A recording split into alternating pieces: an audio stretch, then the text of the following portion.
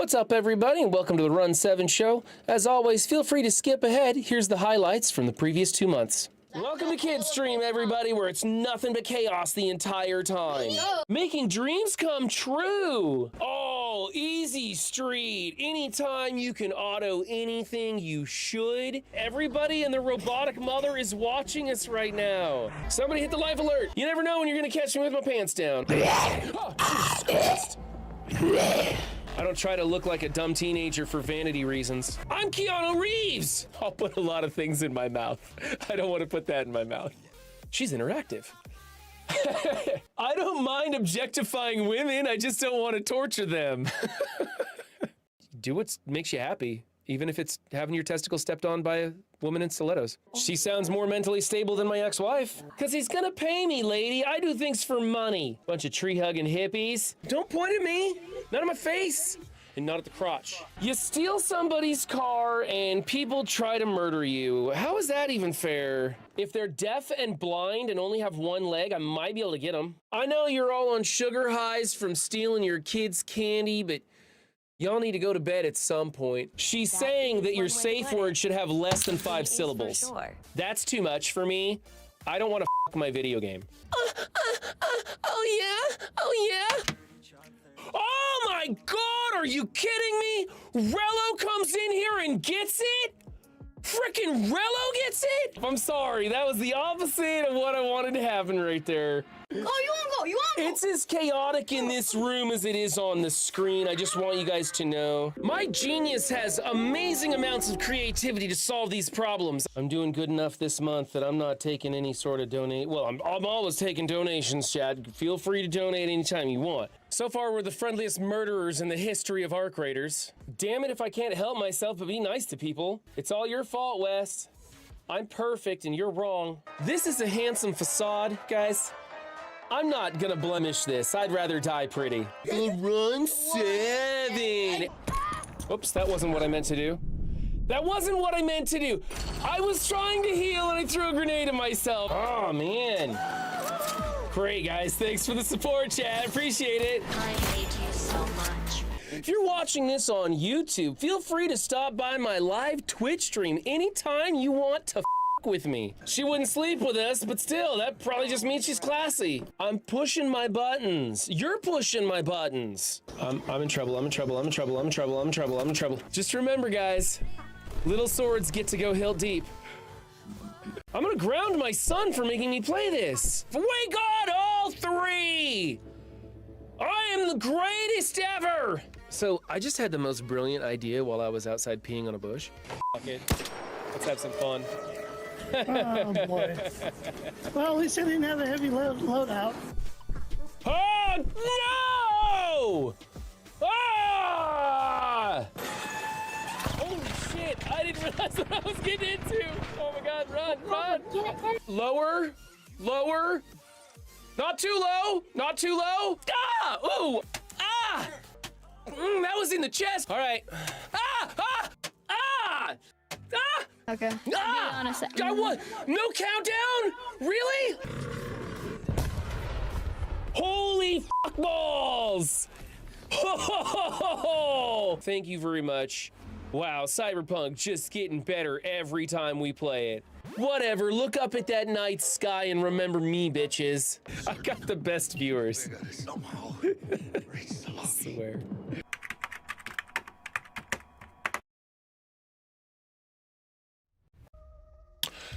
What's up, movie fans? I'm supposed to be jumping into a game of ARC Raiders with Cleaning Agent, but he's already linked up with Dan, so maybe we will just jump into the R rating of Knives Out.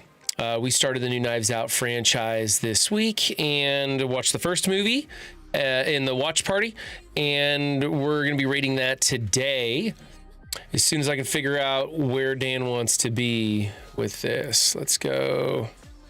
Try it again. Send those invites. We'll see. I don't know if they want to play ARC Raiders or not. In case they do, I'm ready for it. So we can play some ARC Raiders. I'm just trying to figure out. The host or another mod just performed that action. I don't know what they mean.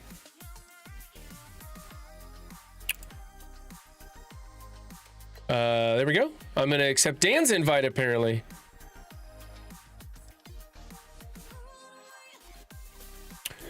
Hey, there we go. Mute that.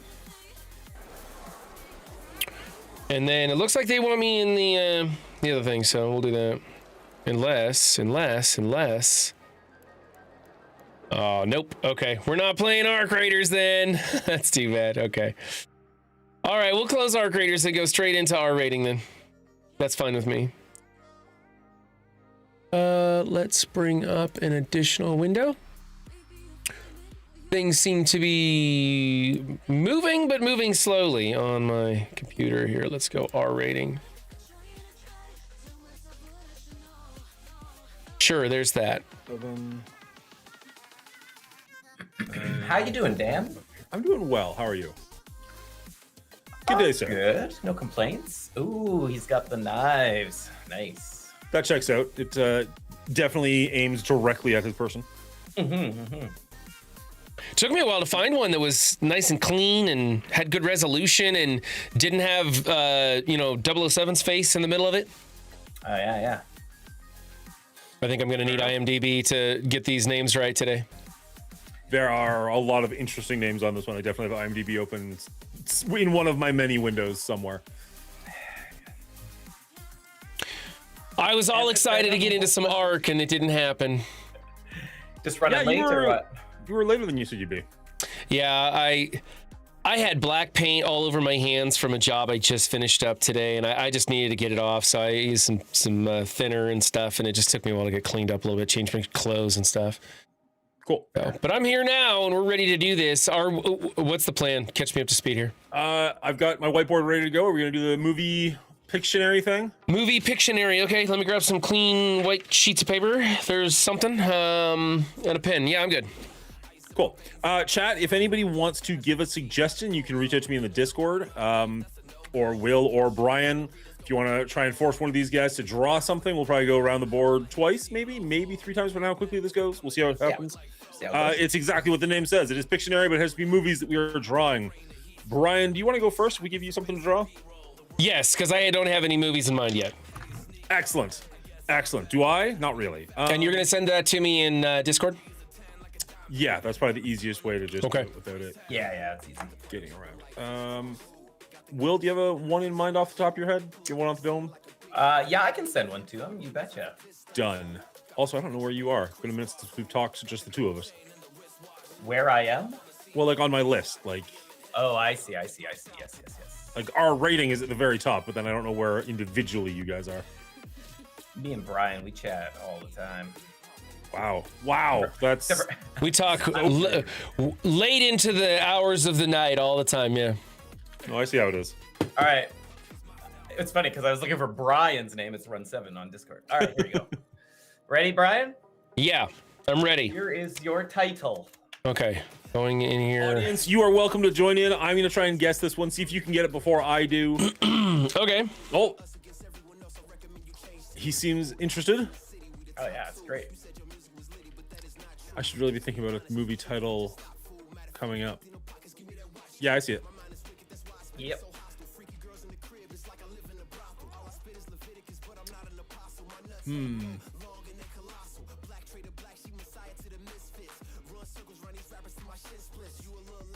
Alrighty then. This is an epic track by Will. What's up, Obi Dabs? Random, but okay.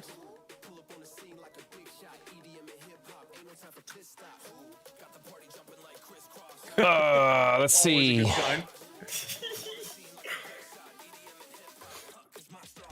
good. This is really hard. No, you got this. I'm torn between trying to think of what it is and also coming up with the next movie that I'm going to give. Yeah, for sure. Just wait till you see the picture. Okay, I'm ready. Titles. That's good. That's great. It's a cowboy. It's a moon. It's 12 o'clock. Midnight in the desert. Midnight cowboy. Yeah! All right. I've You got all the words. never seen that movie before. Me neither. You guys have never seen Midnight Oh, it's a classic. It's a classic. And definitely no desert. I mean, he got it. He did a great job. That was the best way I could have guessed it. So Pictionary, different rules for guessing, for sure. You don't always have to go by what the movie's about. absolutely. All right, I got one for you, Will. Oh, shit. All right. Chat, help me, please. Help me, chat. I don't even know what you're gonna do here, sir. Good luck. Is that a movie? Yeah, sure is. I even just looked it up again, just in case. Oh, no. Not a great start when you don't even know that it's a movie. Yep. Not good. Okay. Okay.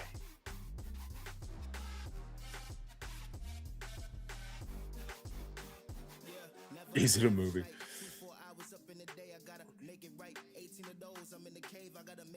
I was looking up for a second as if I was going to be the one guessing. Oh no, this is so bad.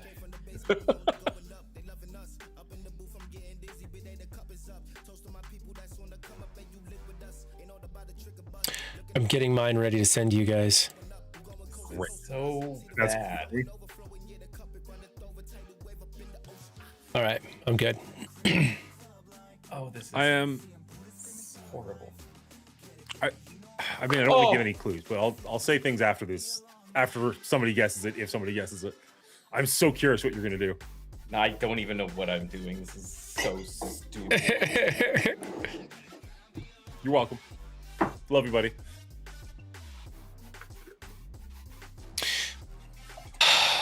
What's up, Obi Dabs? How'd your tipsy topside go, man? I didn't get to hang out for very long. I just left the stream lurk and I went to bed. Oh, my marker sucks too. This is Brian, so are you stupid. doing, This doesn't even make sense. This doesn't even make sense. Oh, I'm an idiot. I'm just gonna get. Oh, It's like in highlighter green. What the hell? I know. barely even dude. see that. My marker is so. Give me a. Turn that off. That'll help. Here, I'll put you big screen. 1 second. Let me see. That help at all? Oh, this is X-Men. That's Cyclops, right, on the left. Jean Grey on the right, and there's their baby in the middle. So, who's their baby? Yeah, who's their baby though? I don't know. It's not bad. It's not bad. No, but it's not great. I cut my addiction to Marvel long enough ago that I don't remember who their baby is. Focus less on the baby. And what the baby represents. Isn't that the guy from Deadpool? Yeah. So bad. So bad. So bad. Less on the baby? You want me to focus less on the baby? Why are there 3 arrows pointing at the baby then? No. What the baby represents, but you're not trying to guess the baby's name. Like it's not. Okay. The baby represents the next generation? X-Men First Class, maybe? X-Men next in line? Next in line. I don't know. X-Men Phase 5? Are you familiar with like X-Men comics at all? Not enough apparently. So big. Okay. What else can There, I do? the movie is based off a title of a comic that was like the next generation of mutants, but it's not called that. It's not Star Wars or Star Trek. Sorry. I probably wouldn't get it then. I think they were a team in Marvel Strike Force, but it might have been after you left. And they might. Yeah, not be. I don't probably. remember. Probably. What else can I draw? Like a. Okay, is it New Mutants? Wonderful D in chat says New Mutants. Is it New Mutants? Mutants. Yeah. Okay. I never would have got there. I never would have got there without Wonderful D throwing that up there. I never would have got to New Mutants. Thank you for Wonderful D. Thank you. I do remember there being a New Mutants now, but I never would have got there. What's her name from Furiosa? Hey, when I quit Marvel Strike Force, I ran away from everything Marvel as fast as I could. came out in 2020, so you would have still been Yeah, in Marvel yeah. Choice Force land. But it was Well, like a much maligned project forever. I sent a letter to the Men in Black, and I'm pretty sure that they came and wiped my brain of that for me. You wouldn't be the only one. All right, sorry about I that. had Will. no idea what. No, that's okay. I knew it'd be tough to draw. I didn't realize how hard it'd be to guess as well. That's my fault. I was just the wrong person for that one. I think Clean had a good idea. I got one for Dan or Clean. Who wants to go next? I haven't done yet. Okay, I'm sending this to Dan. 3, 2, 1, go. I need a mental break. Oh wait, I have to guess though. Oh, he'll take it. Ooh, 6 okay. years to draw. Yes, it will. Unless. What's up, Omega Man? Welcome in. Could have drawn Magic. Do you know who Magic is, Brian? I know who Magic is, yeah. That wouldn't have helped any, because I wouldn't have been able to depict her from your drawing. Yeah, fair enough. Yeah. Your marker didn't help the situation. Yeah, I was like, oh, are my glasses on? What's going on? I'm gonna go to lined paper but black Sharpie. Hope you There we go. What's up, Hillary? Hey, Mrs. Hillary.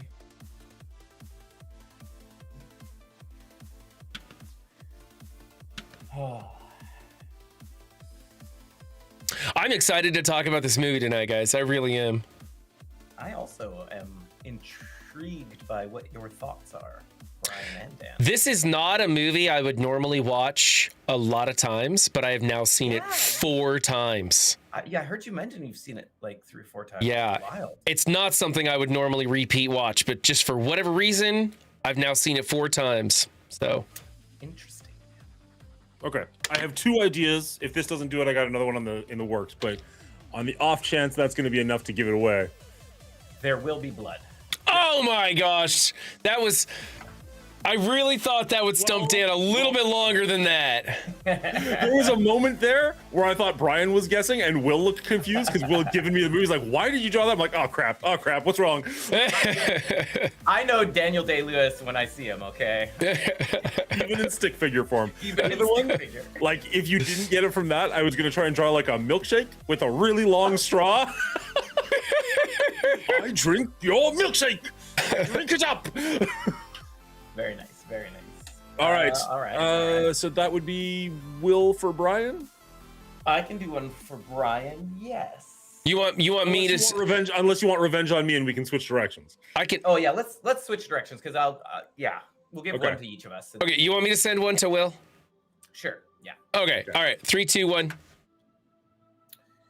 Oh boy, what is this? That should be challenging for you, Will. I'm hoping. You're pretty darn good at this game, so I'm hoping this will hang you up a little bit. I've seen this. I don't remember it though. Okay. Okay, I've got one for Brian. I don't know if this is gonna be any good at all. What's up, B Rich?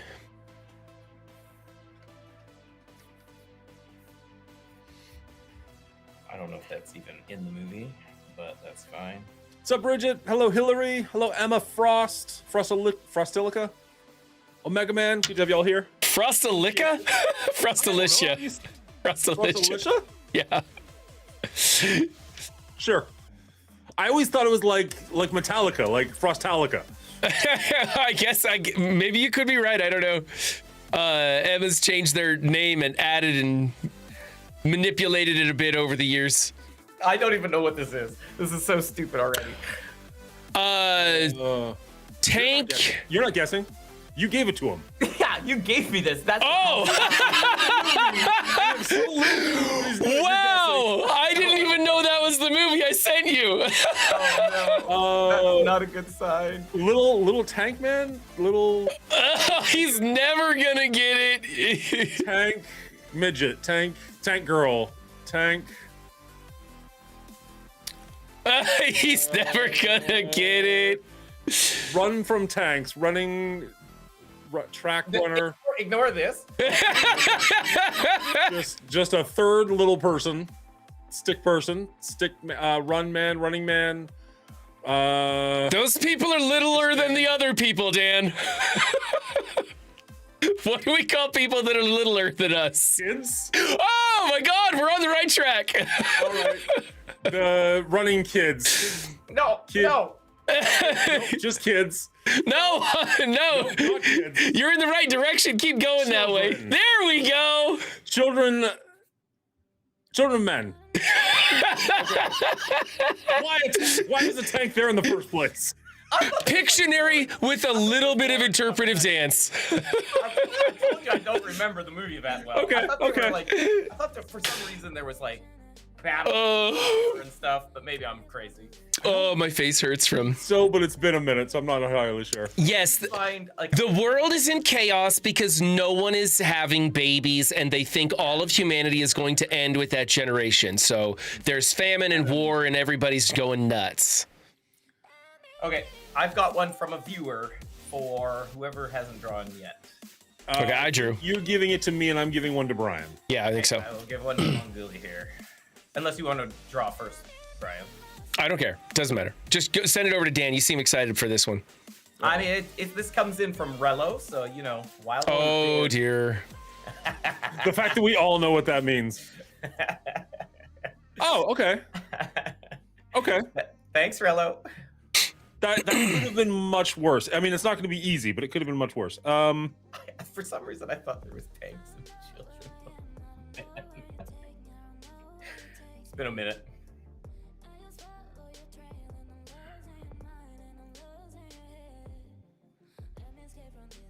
Don't know why I'm focusing on this so much. Let's go. There's 3 Knives Out movies, is that right? Currently, Yes. Yes. I've only seen the one, so.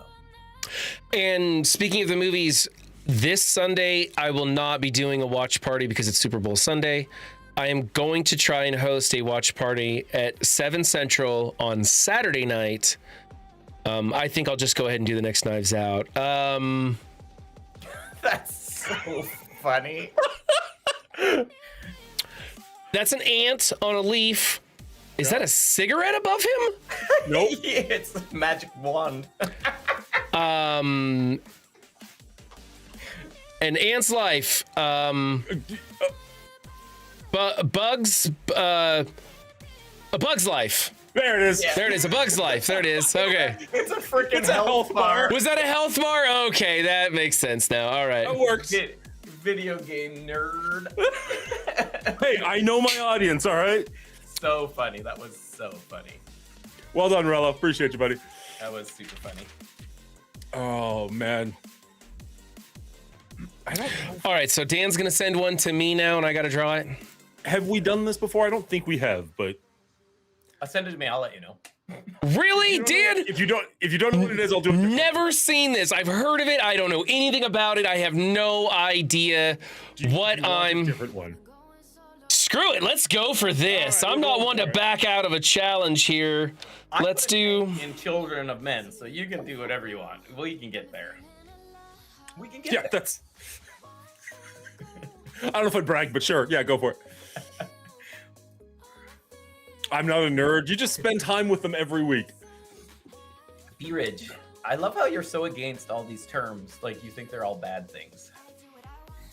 Nerds rule the world. Nerds play Diablo 4B. Sorry, you're a nerd.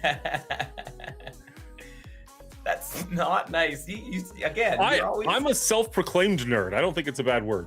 I know. I don't think it's been a bad word since like 2001.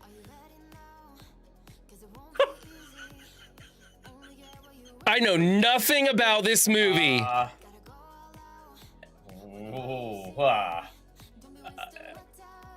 The alphabet murder? Nerds are awesome, Panda Blue. Wait a minute. What the heck? What? Did you change anything? No. Okay. Lady, woman, girl, interrupted, girl, clueless. I mean, that's Yeah. not bad. It is a girl with a Question bunch mark. of question marks. I Yeah, like it. yeah. Girl with the alphabet tattoos. I don't know. He's kind of in the ballpark here. Here it says Gone Girl. That's I have girl. no idea how to make this any better. I really don't have a clue. Girls Gone Wild? Did they make that a movie or?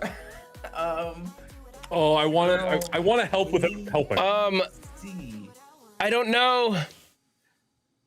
girls. There's a musical called Spelling Bee, but I'm guessing. Okay. Backup Girls. I don't know what to do about this one. Let's see. I sent you something. I don't know if that'll help. Oh, okay. I can do that. Girls, all girls school. That's supposed to help me? Uh, Are those doors? There you go. Are they? yeah, So- yeah. There we go. Girls. Get off, What girls. the- Giggity. Lay. Multiple doors. I've never seen the movie. I don't even know what it's about, so I have no idea what to do other than the two words that are in this title. What's the name of that movie? Sliding Doors. No? Great guess. No. I don't know if he's close or not.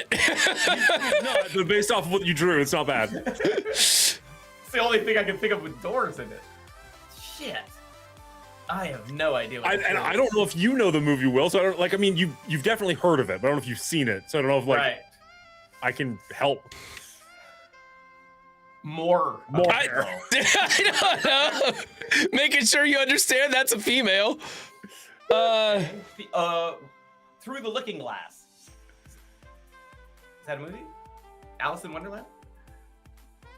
That's supposed to be a name tag. Are they like a game show? What the frick? I think we finally found one we can't get past. So confused. Check chat. I was gonna say, chat's got it. Chat's got it. Got it? Sophie's Choice? There we go. Yeah. I Seen Sophie's Choice? I've never even seen a trailer for Sophie's Choice. I've heard of the title. I don't know anything about the movie, so I didn't know what to do there, other than make a woman trying to choose something. It's Nazis forcing Meryl Streep Yeah. to choose which one of her kids she gets to keep. Ah. Oh, that's horrific. It's That's horrific. horrible. I mean, there's a lot more movie to it, but that is what the name of the movie is from. Oh my That goodness. brought us all down. Do we have another one to draw? I threw my Ending on a high note, let's get into the movie. Sophie's Choice. Is that an AFI Top 100? Probably. Yeah. I don't know if it actually is. I watched it a couple years ago at work with a coworker, and the choice sticks with you, and I understand why the movie is as popular as it is. The rest of the movie is dull as shit. Yeah, it is. We going one more round, or are we gonna get into Knives Out? We are 10 minutes past the hour, but Brian, you said you actually have some time tonight, so It doesn't. It's up to Will. It's up to Will and you guys. If you guys want to stay late, we can play around. It's entirely up to you, or we can jump. I'm excited to get into this movie, but I got all the time in the world. has Cats. Will drawn twice yet? Yeah, I sure have. Remember the Okay, yeah, you good. Okay, green there's good. globs and the Yeah. tank. I just remember the bad marker the first time. I didn't remember a second bad marker, but you must have replaced it. That's because I switched, to Sharpie. Classic Nazis. Somebody in chat send me a DM with the movie title so I can throw it at. I guess. Oh, I got one from Rello. There we go. See, Rella's in. All right, who wants a Rello movie? Yeah. Send it. All right. Send it. All right, it's yours. 1 second. Oh shit. Sure, Rello gave a nice light lob to y'all, and now he's gonna just ruin me. I mean, it's not the hardest thing to draw, but it's interesting. Oh shit. Okay. I almost wish we had to do things from the movie instead of I just getting know. a title, I'm but not. like, no, I know, because there's there's definitely ones where it's like, no, it's way easier to guess to draw the title of the movie out of context than in context sometimes. Yeah. Draw more, Bridget says. This game's fun. Yeah, we can keep going. All right, I got one for Will. He's doing that now. Does somebody want to send me one for Brian, or send Brian or Will one for me? Are we allowed to play? Like you want to get in here and draw? I don't know how we would do that, but chat's definitely allowed to throw them up there. Hillary's got the link to this. She theoretically could just come back in, assuming she remembers she has the link for this. And if anybody in chat wants to join us for like a couple of minutes at the end of the episode, get their thoughts in on Knives Out, let me know. Send me a message in Discord. Okay, Brian, good luck. One Flew Over the Cuckoo's Nest. Yeah. I was gonna say, like, that's a if you don't have to draw the movie, that title's actually really easy. Yeah, that was a good idea. Number 1, Flying Over the Nest. I like that. That was easy for me to. Miss Hillary sent Cleaning Agent a movie. Yeah, I sure did. Who wants to draw? And one to run. Sent me one. Okay, that one's for Dan. Okay, I can do that. Who wants to draw and who wants to? Should I send you one, Dan? She said that it's for Dan. So if you've got the one for me, go for it. Send that one. Okay. Dan. I've got one for you, Dan, or for Brian. Hold on a second.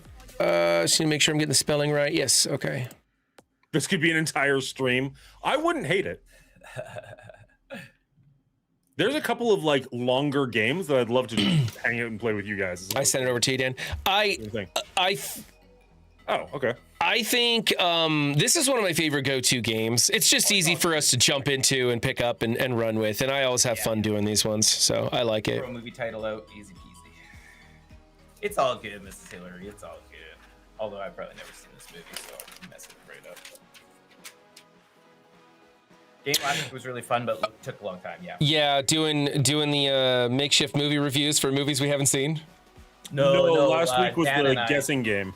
Oh, that's right. Yeah. Pick a character each and try to guess each other's character. I thoroughly enjoyed that, but it did take a long time. Oh shit, I'm supposed to guess this? I've never heard of this movie, but I mean... Wait. I don't know why there's 2 question marks on your picture, Dan.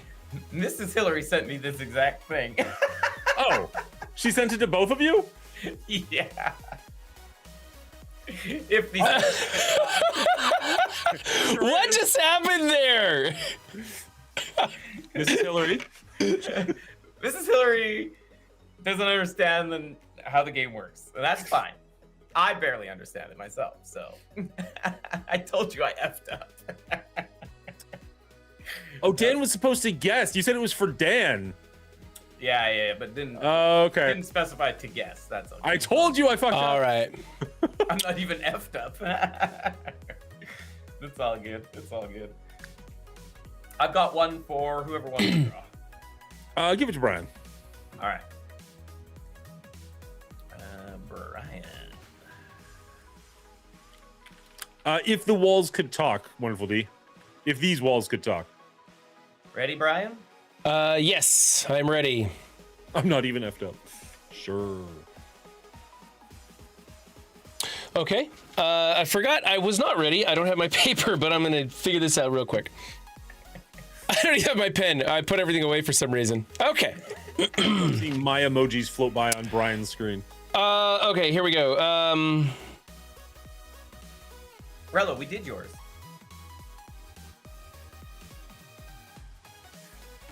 Are you working, Rello? Because we did both of your submissions and knocked them out of the park. Oh, Mrs. Hillary just woke up. There you go. That's good enough as excuse as any.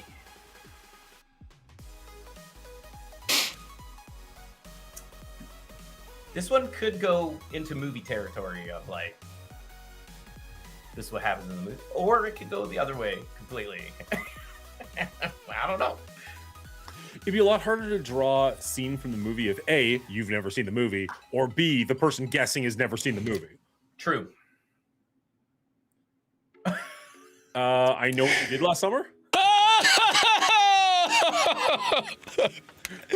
love the brain slick in the hook. What? What? That didn't help at all? Didn't hurt. I mean, Jennifer loves you. It never hurts. That's what I remember from the movie. Yep. Yep. Okay, I've got one, or what are we doing?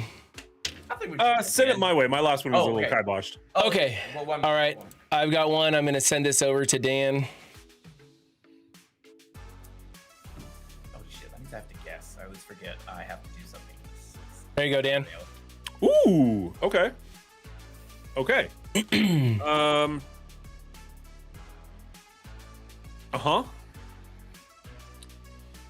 I always have this ambition of what I want to make it look like, and then remember that I can't actually draw it. It's like, oh yeah, no, this is gonna be much worse. Yeah. If we could draw, it'd be so much easier. Okay. Cleaning agent always gets these. So this next one that I send to cleaning agent, it's going to be a doozy. What the flip? What are you talking about? I always get them. Your art skills know no bounds. I just don't have any blank paper. Kidding me right now? Have you seen my stick figures today? They've been horrendous. Horrendous. I'm just worried. The only thing is, if I send this to you and you haven't seen it, it'll be nigh impossible to do. And in fact, you know what? I better pick something else, because if both of you will have to seen it, because you can't just do it by the title. So I'll pick something else. I see. I'll pick something else. Because like Sophie's Choice, like I hadn't seen it, you hadn't seen it. We weren't getting anywhere on that. Tricky. Yeah. I know of Sophie's Choice, but hard to draw.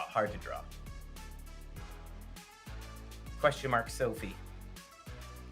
Now I know. Question marks means you need the name of this person.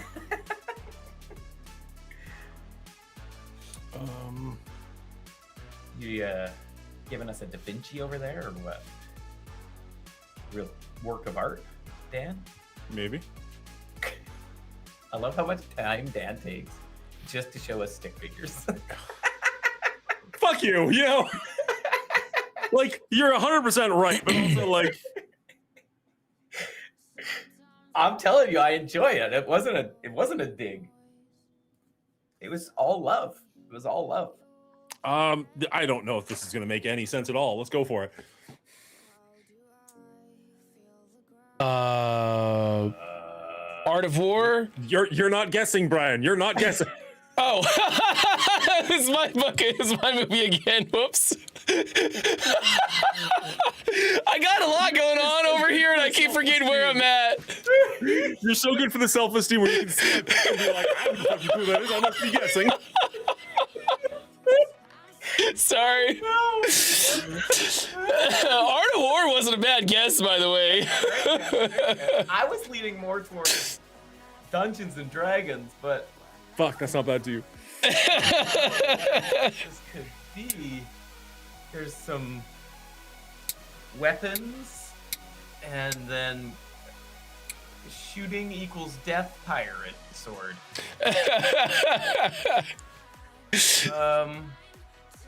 It's more of a Is it just weapons? No. no. That'd be pretty good. It's more of a generalization of what's in the book.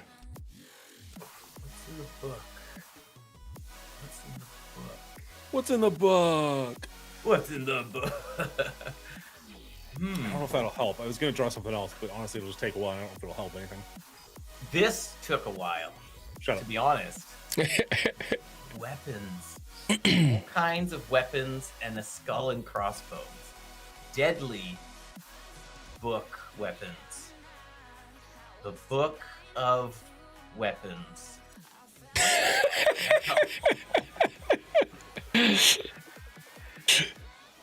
Wonderful D says War and Peace. A book.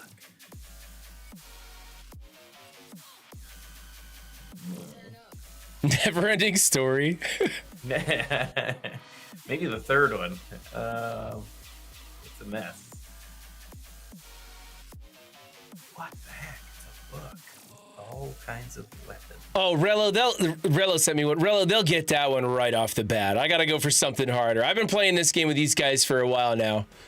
You can't throw them softballs, man. You know, sometimes a softball feels pretty good. Oh, Bernsey says the Princess Bride. That's a possibility?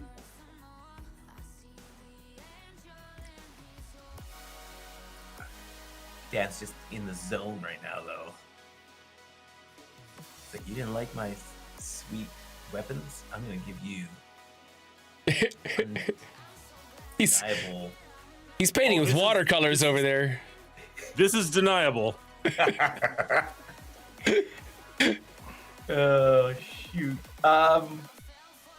Send it my way, Mrs. Hillary. And I'll get Brian to draw it. I do not know if this is better. Okay. I get that. Yeah. Okay. So it's like the evolution of weapons through time. I think it's a much better picture, Dan. Yeah. I get this one. Oh man, what is it? Just though? any one of us, Hillary, but just one of us. She sends it to all three. Whoever guesses first gets it. What is this? I don't know what this is. Rock of Ages. Wait. No. What? No. No. I have no idea what this is. It's Present day is not on the picture. It's all behind us. Yeah, that's great. So is the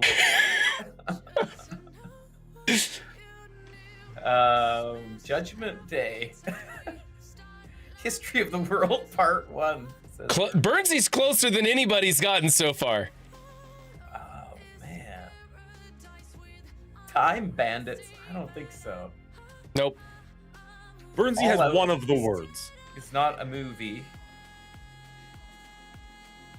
History of Violence. There we go. There we go. Said History of violence, yes. it was trying to be a history book with violence and whatnot in it, and I I like the timeline, Dan. That made a lot more sense, that second one. Nice. All right. But still. wrong. Hilly sent something to one of you to give to the other. I don't have anything on mine. I have stuff I could give to people. I have something in mind. Go for it. Give Will one. Okay, Will, I'm gonna send you one.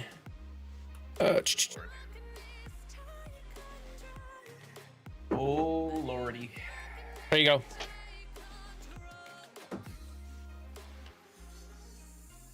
Lots to draw here. Lots to draw. Why? You gotta be like that. I don't even know. It's like- Okay, this. Yep, we're doing exactly that. Oh, this is horrible already. Got like, Have you guys given any thought to what month we're gonna give each other movies to watch for the show? I've not put any thought. Or movies? I've not put any thought to that at all. No. Okay. The idea is each of us brings a movie to the table that we all watch and rate. Correct. We all do our own Patreon pick. It's like a Patreon pick, but we get to choose Okay. for 1 month a year. If this is gonna be something that goes on multiple years, which Yeah, apparently okay. is. I have so many movies that I want to. Oh, I know. There's tons of films that I see and I'm like, oh man, I wish we could watch this with the guys. Like I want to just join the Patreon account just so I can be in there and try and persuade them to pick certain movies. I seriously debated doing that, and then I was like, I don't want to, like, even though I would also be paying, I don't want to pay and then tell other people to choose my movie. Right? Yeah. Exactly. Right? Like that felt dirty. you are dirty. Make us watch May. I like it because like March Madness is the first thing that came to mind, but I don't love that very much. Poison Pizza. Pie. Run. Would you? No. Run gave it to you. I thought maybe No. Hillary gave it to you. So Run was actually guessing. That's amazing. We've got a bow and arrow, a moose. No.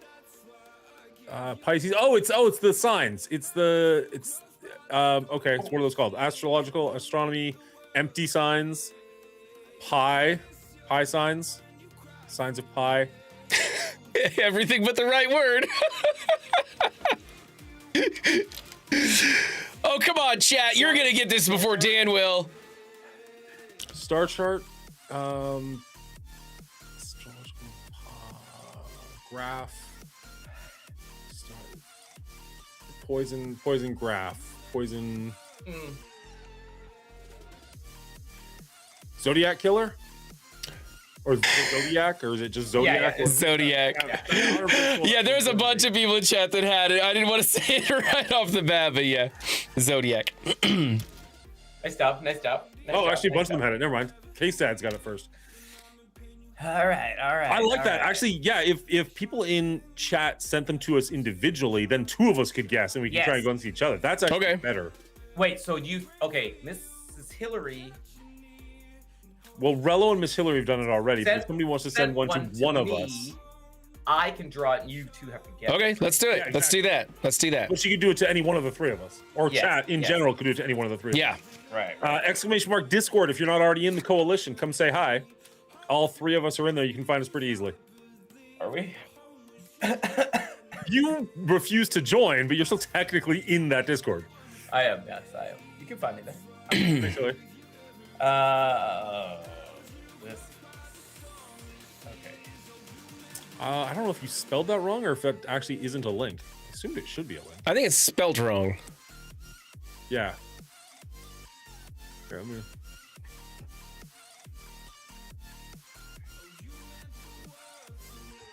There it is.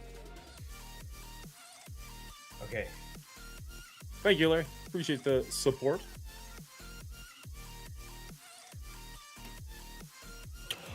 Running Man.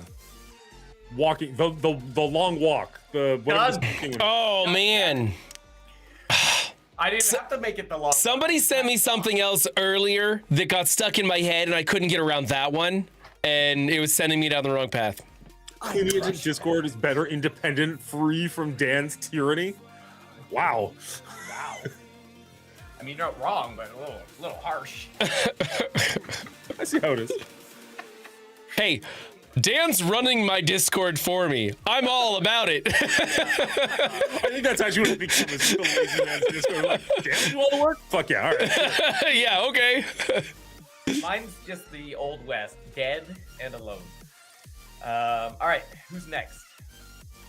Did we have one for like three of us to do? Or for two of us? I was gonna say, I don't know how we get three of us to do it, but Nobody. If somebody in chat sends me one, I'll make them do it. No, you get sent one. send You one to draw. Brian to make Brian do it. Yeah, Brian has to. But then draw. you guys have to guess my drawing is what I meant. Correct. Yeah, which is feat in itself sometimes. Oh, Hillary just sent me one. Okay. Bango, bango. Nice. Okay, I think I can do this. I haven't seen it, but I think I can do this. You know how well that went last time? Sophie's choice. Sophie's choice. Sophie's choice. Spartacus. Name old movies that maybe Ren hasn't seen. He hasn't seen it, so it's not a rom-com. To Kill a Mockingbird. Oh, good movie. Very good movie.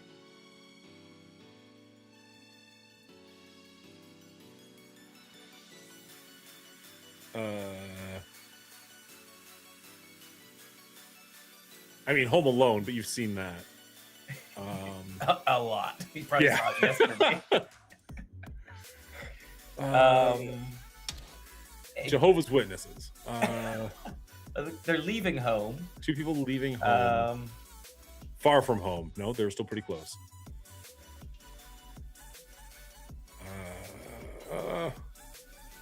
Empty house. The Runaways. Exit entrance. They're exiting. Leaving Las Vegas.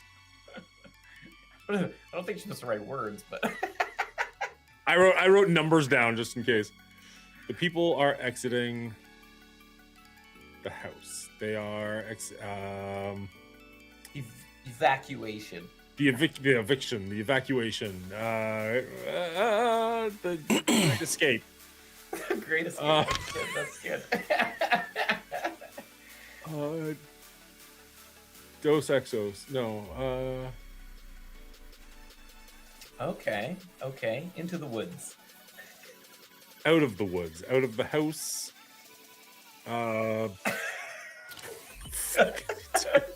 Trying to draw without seeing it is. It's so hard, especially in my camera. Oh my god.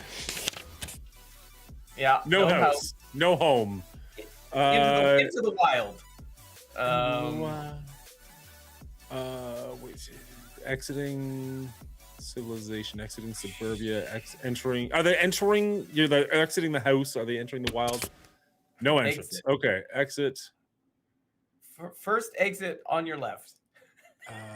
Exit. Oh, forget exit, for crying out loud. I wrote the word on there. That's not part of it. Leave. The great outdoors. We watched that. Are we there yet? RV there. It's like the video game. We'll get there when we get there. Says the guy who drew a health bar.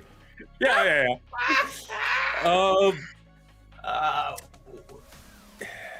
Hillary likes it and is surprised you've not seen it. I don't know if that's actually a clue. The Great Escape, The Great Outdoors.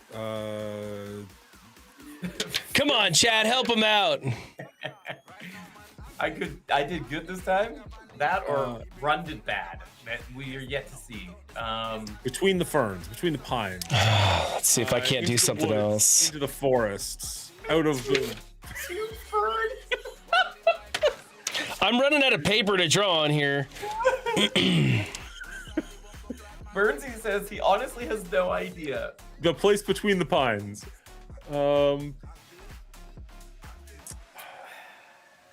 Fresh air. The In Search of the Wilder Folk. Breakout. Is it Breakout? Is that an Outbreak? Outbreak. No. Okay, here we go. Outcast. Ooh. Alone. Alone in the woods. Alone. Out of time. Out of Society. Out of people. Out of sight. happening.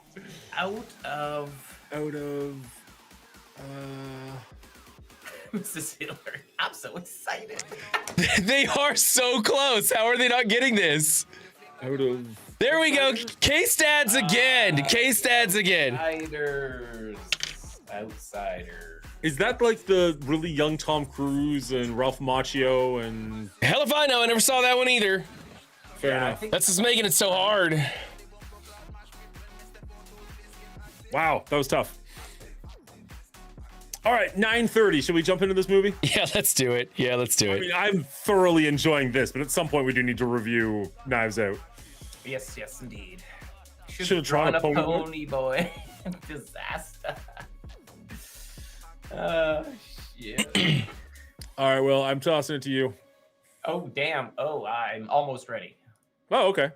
I will toss it back from you. No, yeah, I'm good. I'm ready now. All right, I'll toss it back to you. Hot potato. Knives Out. No, my camera's effed. Never mind. Knives Out. 2019. A birthday celebration ends in tragedy when birthday boy Harlan takes his own life after the party concludes. But perhaps not everything is as it seems when world-renowned private investigator Benoit Blanc is hired to look into that fateful night's proceedings. Blank? Benoit Blanc? Blanc. Blank. Pretty close. Whatever. Fine. Just because French is my second language. Yeah. Well, nationally, not specifically, I'm sure. Definitely not. No. Hello, everybody, and welcome back to Our Rating, the show where I take a movie franchise, break it down by individual movie, give it an overall score, and throw it back up on the board. This week, I am joined with my two co-hosts, Brian and Will. Brian, how are you doing today? I'm great, Dan. How you doing? Oh, I'm doing very well. Very excited to be discussing this one. Will, how are you doing? I'm looking forward to talking about this here movie.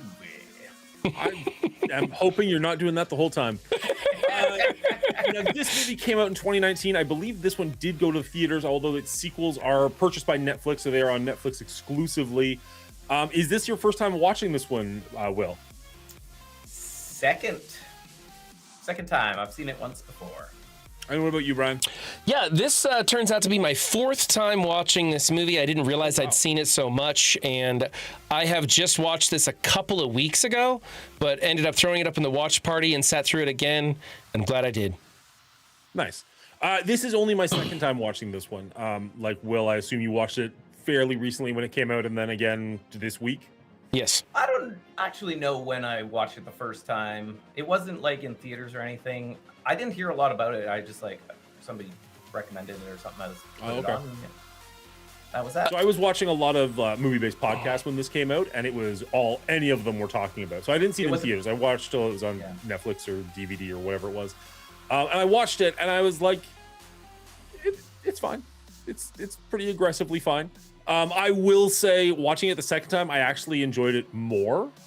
So that was actually a fun surprise. Will, you and I talked behind the scenes last week where I was saying, last week for the Patreon pick, we did Shutter Island. And I was saying, like, I prefer movies when they've got a twist ending, when you don't know the movie's going to have a twist ending and it kind of comes out of nowhere, as opposed to these, like, whodunits or, like, the Shutter Islands where you kind of, like, you know you're in, try and find all the puzzle pieces while you're watching it mode.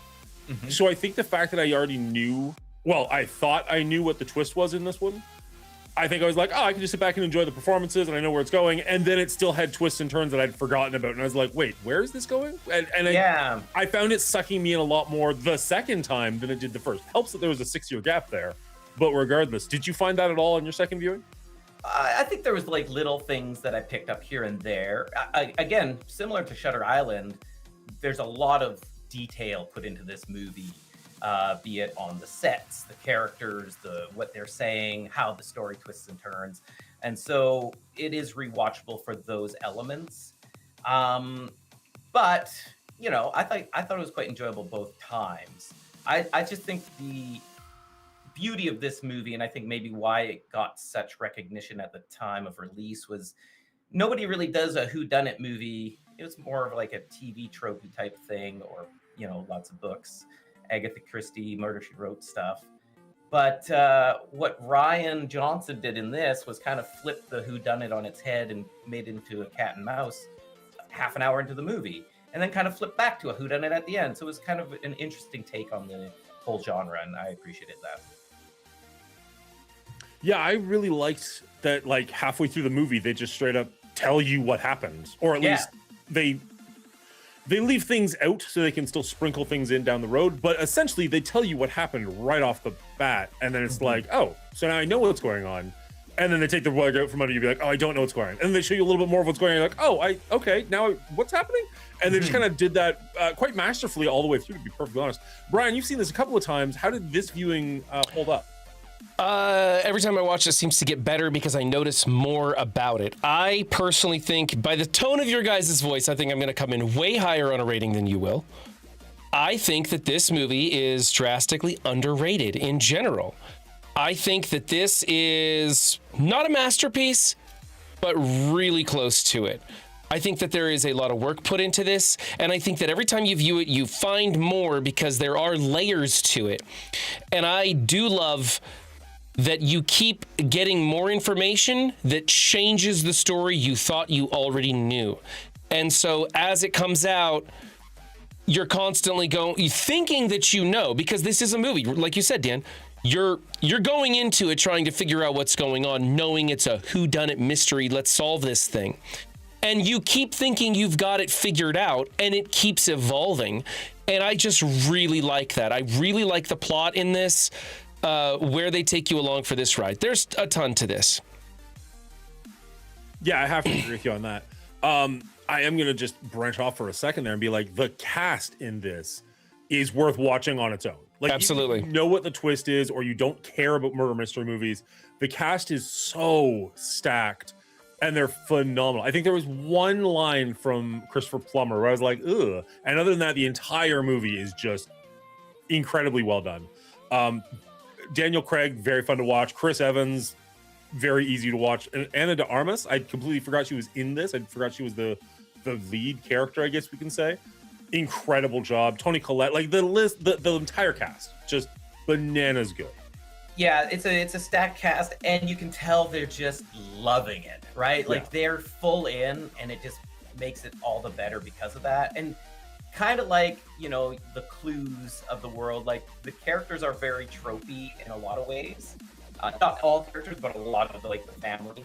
I mean, we're gonna spoil this movie, obviously, everybody. So if you haven't, We always do. Too bad. Go watch it. It won't ruin it. Even if you know it all, watching the movie, it's so well filmed. The cinematography is beautiful. I don't know who the cinematographer is off the top of my head, but like this was all done digital, but it looked very nice, like almost film-like. Like they took all aspects to make this look like just such a beautiful movie.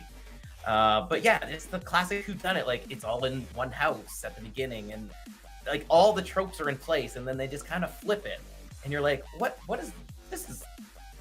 You're telling me everything? Like, but it's okay because you are rooting for the killer, because she's so good. Or you think you are. You are because she's such a. It's so nice to see a good, truly, purely good character that you can actually still invest in, because a lot of times that can come across as like very one note and boring, but I didn't find that at all. Oh, Marta's character is fantastic in this.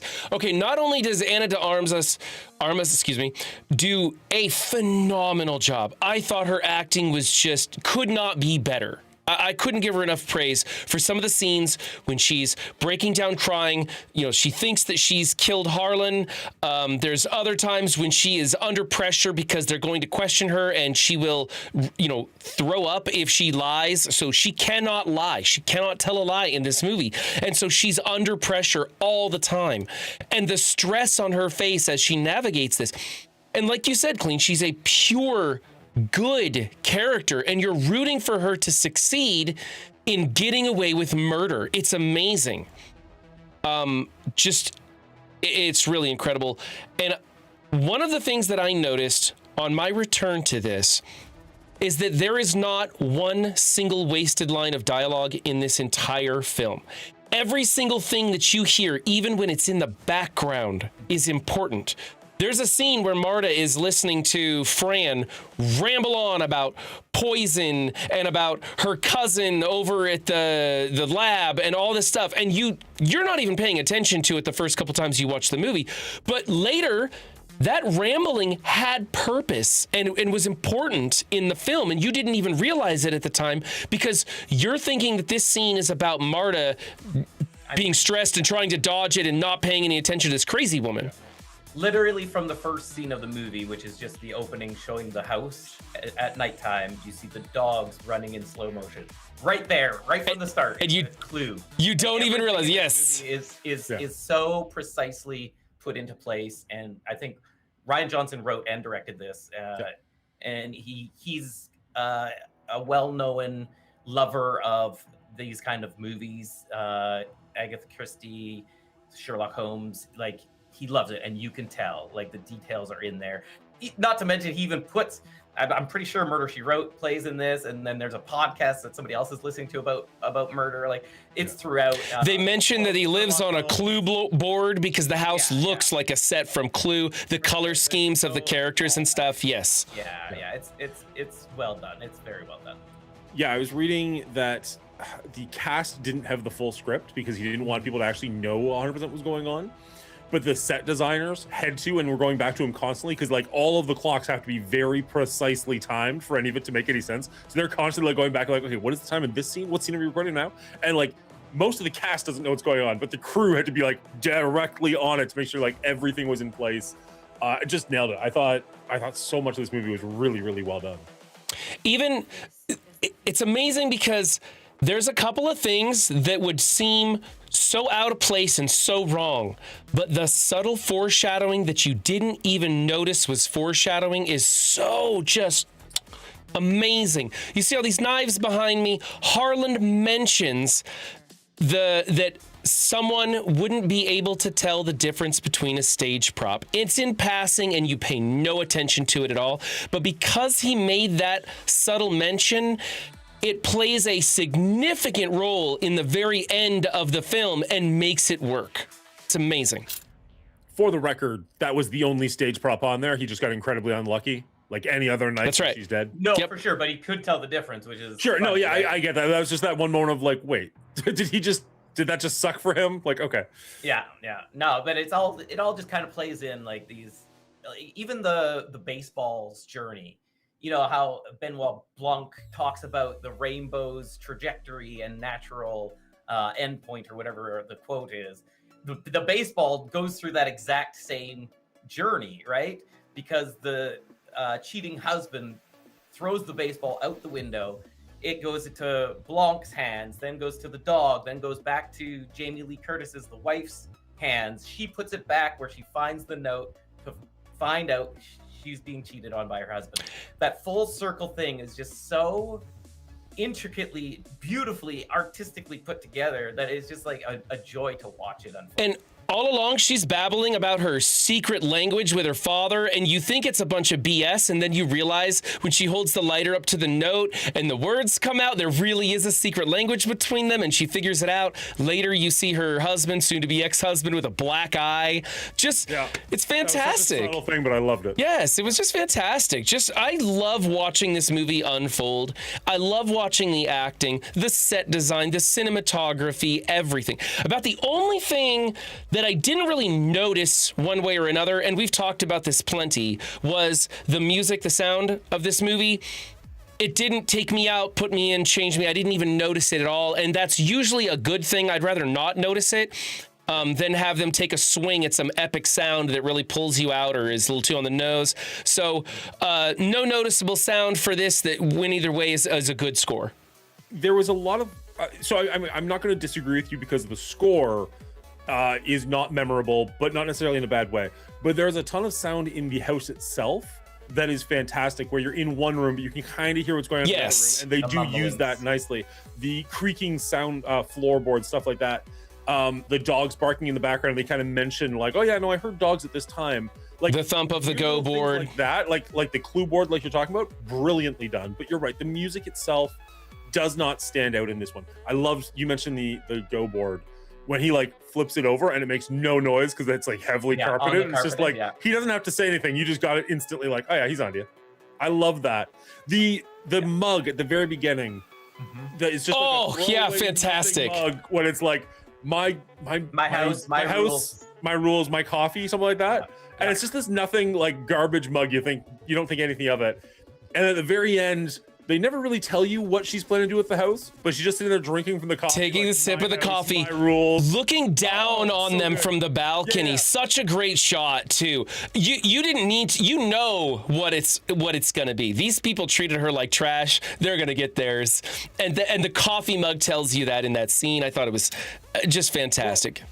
And with the one exception of the daughter, Meg. Yes, Meg. They're all awful to her, but they're also just awful to each other. Like Meg is the only person where you kind of think maybe she's a decent person in public. Yeah. But everybody else in this family, like, I mean, it's a trope of the genre. I get that.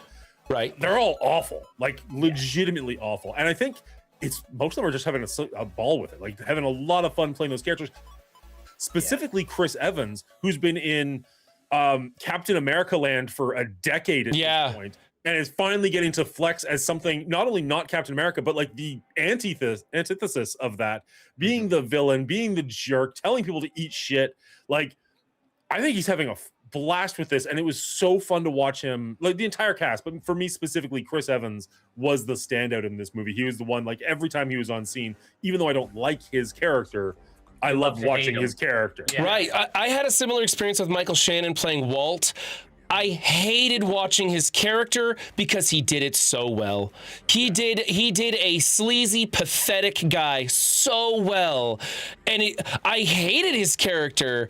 Props to him on nailing that role, and all of them really did a fantastic job. I will not eat one iota of shit. Yes, that's fantastic. That line was improvised, and they kept it in. Apparently, he was the funniest guy on set, and I believe improvised a lot of his lines.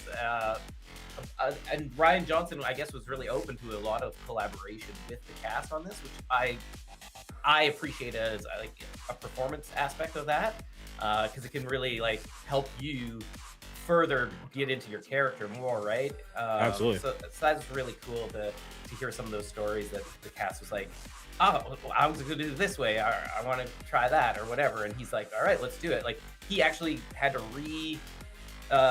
redo all of his shots for the end when Benoit Blanc is doing his like ending monologue. He was thinking of doing a lot of cuts, sharp cuts here and there, but he came in like fully memorized. He could have stage played that monologue, and so he just did a lot more longer shots on him and drawn out because he was just like so into the moment of the monologues itself. So it's really cool when the collaborative process kind of takes over and you can see the great results of it.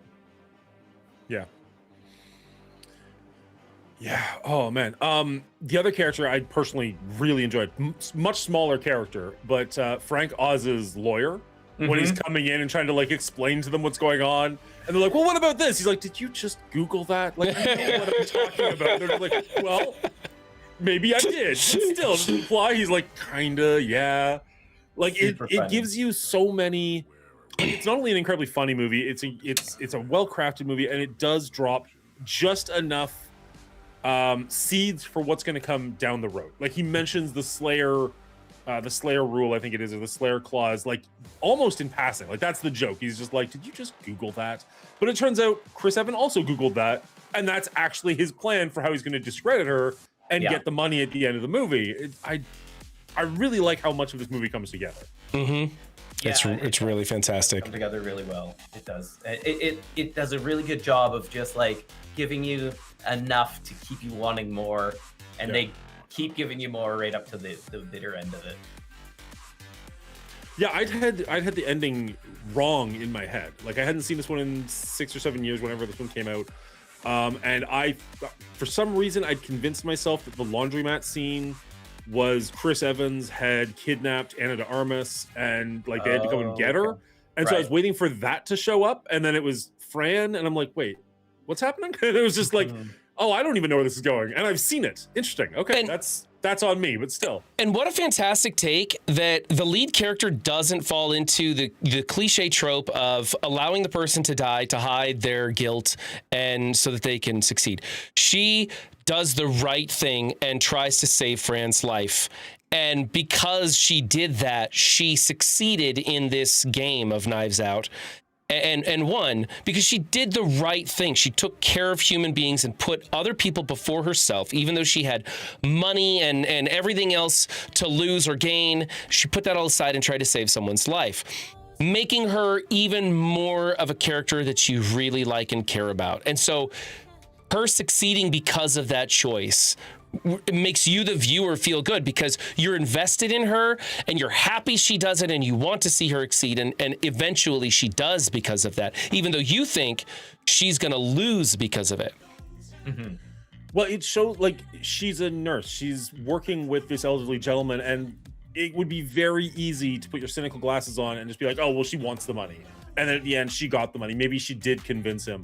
And that's just another way of showing you, like, no, she values human life, not money. She's not doing this for the everything she does from the get is selfless, right? Yes. The only reason she goes along with Harlan's plan is because of her mom, right? Yeah. So she's not in it for the money. And she even tries not to. Yeah, she even tries not to, and he slits his throat in front of her. She's like, well, now it's a done deal. I'm not going to waste this opportunity.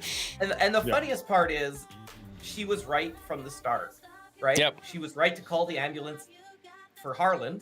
Yep. If Harlan would have let her, everything would have been fine. Like, it's so crazy. Like, everything she did was right. Like, she didn't do anything wrong. It was just nice to see a movie where we don't see a good person break bad. We see a good person stand on their laurels and follow through and be that person of humility and caring and whatever. And she makes it to the end and ends up getting the coffee cup. So I will, on top of that, because those are all good points, but on top of that, I'll also say I also really like there was no like love interest aspect to this. But like, yes, Ana de Armas and Chris Evans are both like incredibly gorgeous people. They're together. She's confiding in him. Like he's a jerk and she knows it. but it would have been so easy for him to try and manipulate her or use her or get something from her. And I'm just glad they just stayed entirely clear of that. Yes. And It's honestly, fresh, yeah. Again, Ana de Armas is freaking gorgeous, and they don't even sexualize her in this movie at all. Like, there's no point where she's any, that was gonna be the bad poor word, but any less of a person.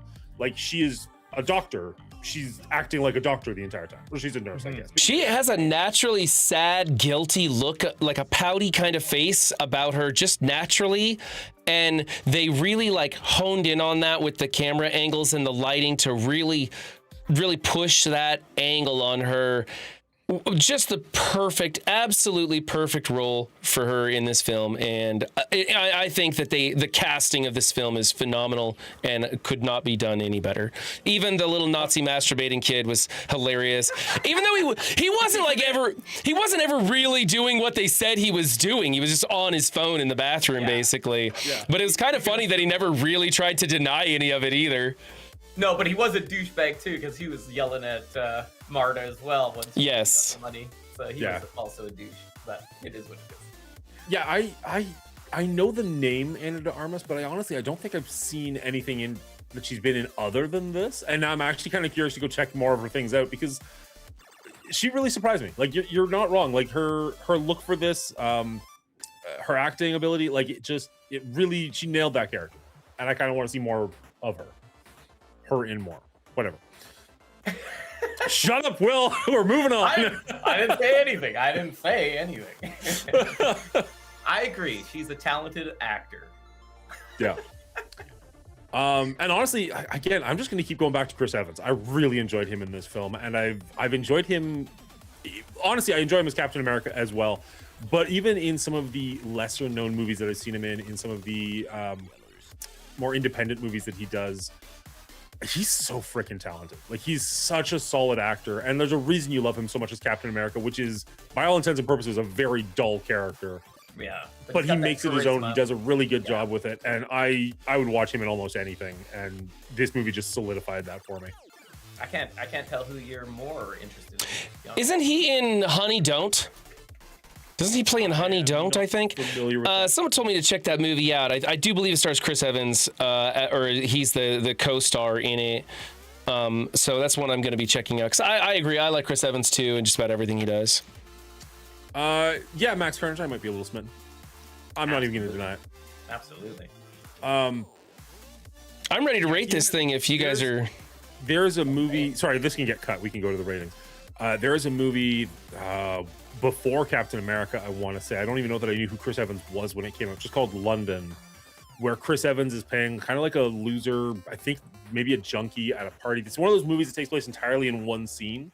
And essentially, like, his girlfriend breaks up with him before moving away. He goes to, like, see her at this party, but he spends most of the party in the bathroom. And it's like, Jessica Biel is the girlfriend. She comes in and talks to him. Her friend talks to him. Who's the action star? You know what I mean? Jason Statham is in it, but it's like, it basically takes place in the bathroom, and he's just like, can you go talk to her? Like, I really want to get back to her. It sounds lame as I'm describing it, but I promise you, as far as, like, I really like those contained movies. Right. He does a great job, and it's really interesting. I really enjoy that one. London, if anybody's curious to check it out. But it is an independent film from, I'm going to say, like, 2005. So I don't know how readily available it'll be for most people. Max Carnage, we're doing the whole franchise. Saturday. This generally works. So Saturday we'll be viewing the next Knives Out. Is it Onion or is it the Dead Man? Glass Onion is next. And okay. Dead Man is the third.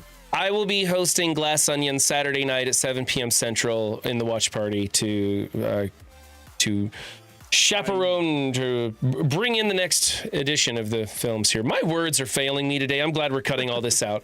We ready to rate this thing? I'm not able to make it Saturday, unfortunately, but I'm hoping to join you for Wake Up Dead Man next week, which I have not seen yet. So we'll see how it goes. Was there anything else I wanted to say before we move on to rate? Will, do you have anything else, or are you good to? No, I mean, just so many fun details in the movie that I could talk about forever. But I mean, just go watch it and then watch it again and then watch it again. If you enjoy it the first time, you'll enjoy it. I believe this movie succeeded where Shutter Island failed in the fact that this movie is rewatchable for all the fun details in the movie, whereas I didn't find Shutter Island. Maybe it's just not a fun movie, you know, where this one is fun. This one is fun. It's Shutter, funny, but it's also serious. It's got the dark moments. It can turn on a dime. There's times when you're like, oh dang, what's gonna happen now, right? characters that you love and hate and love to hate. Exactly. So I just find that this one is like so much more rewatchable than something like Shutter Island, where maybe you watch it twice and you call it good on that one. Yeah. There's a scene in Shutter Island. So you're talking about how like everything in this movie plays off of itself and builds to something else, and even the throwaway lines aren't throwaway lines.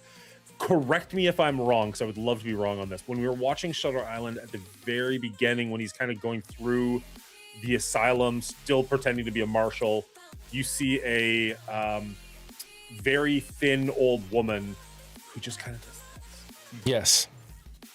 That felt so incredibly like that was just made to put in the trailer and had no purpose in the movie whatsoever. Nothing to do. Yes. She was not related to anyone or anything. Nothing. Right. And if that had been in this movie, it feels like that would have connected to something or two or three things. And I feel like that is the major difference for me between Shutter Island and Knives Out. I guess I could argue that how I could see it is she was told, like everyone else, to play this game, play along. And so she's like, I'm not going to let out the secret, because she's like a mental patient, maybe lobotomized, like who knows, right? Like, so I think it's just possible. Like a tell of like, this is all a game right from the get. But fair. Again, it is what it is. I do agree with what you said. I feel like this movie does a better job of making the details more interesting and more important seeming than Shutter Island did. But it is what it is. They're very different movies for very different reasons. Sure. All right.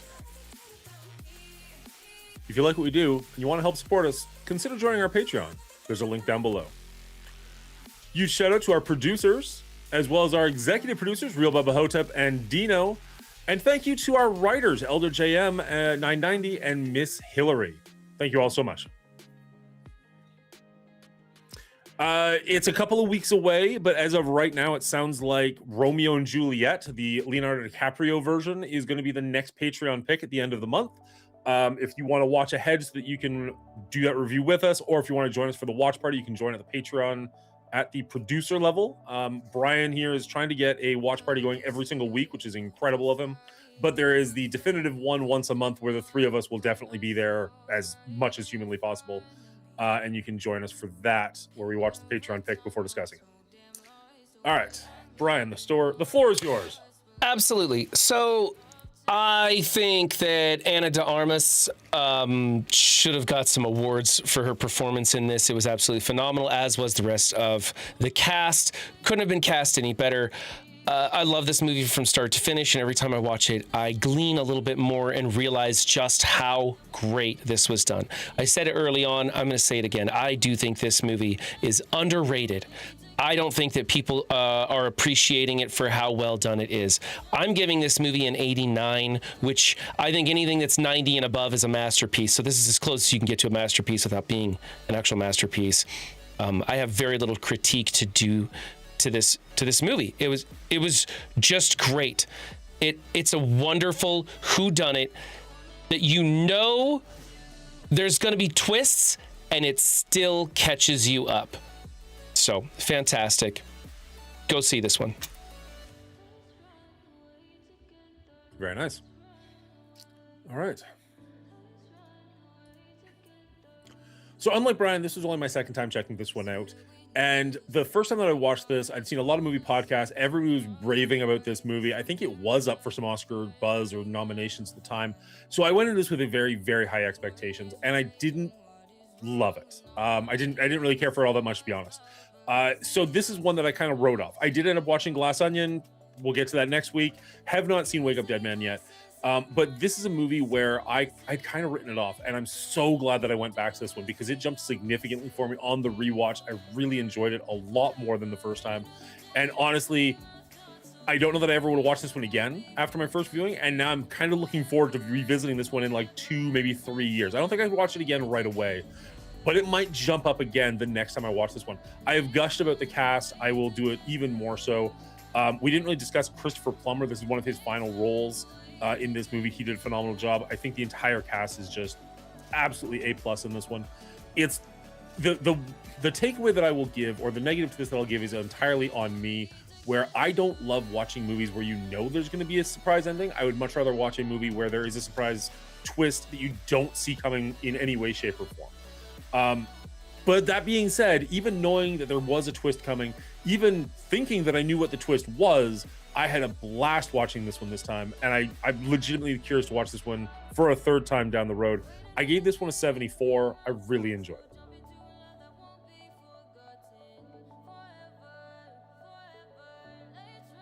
Nice. Well, let me start by just doing a little shout out again to Chris Plummer.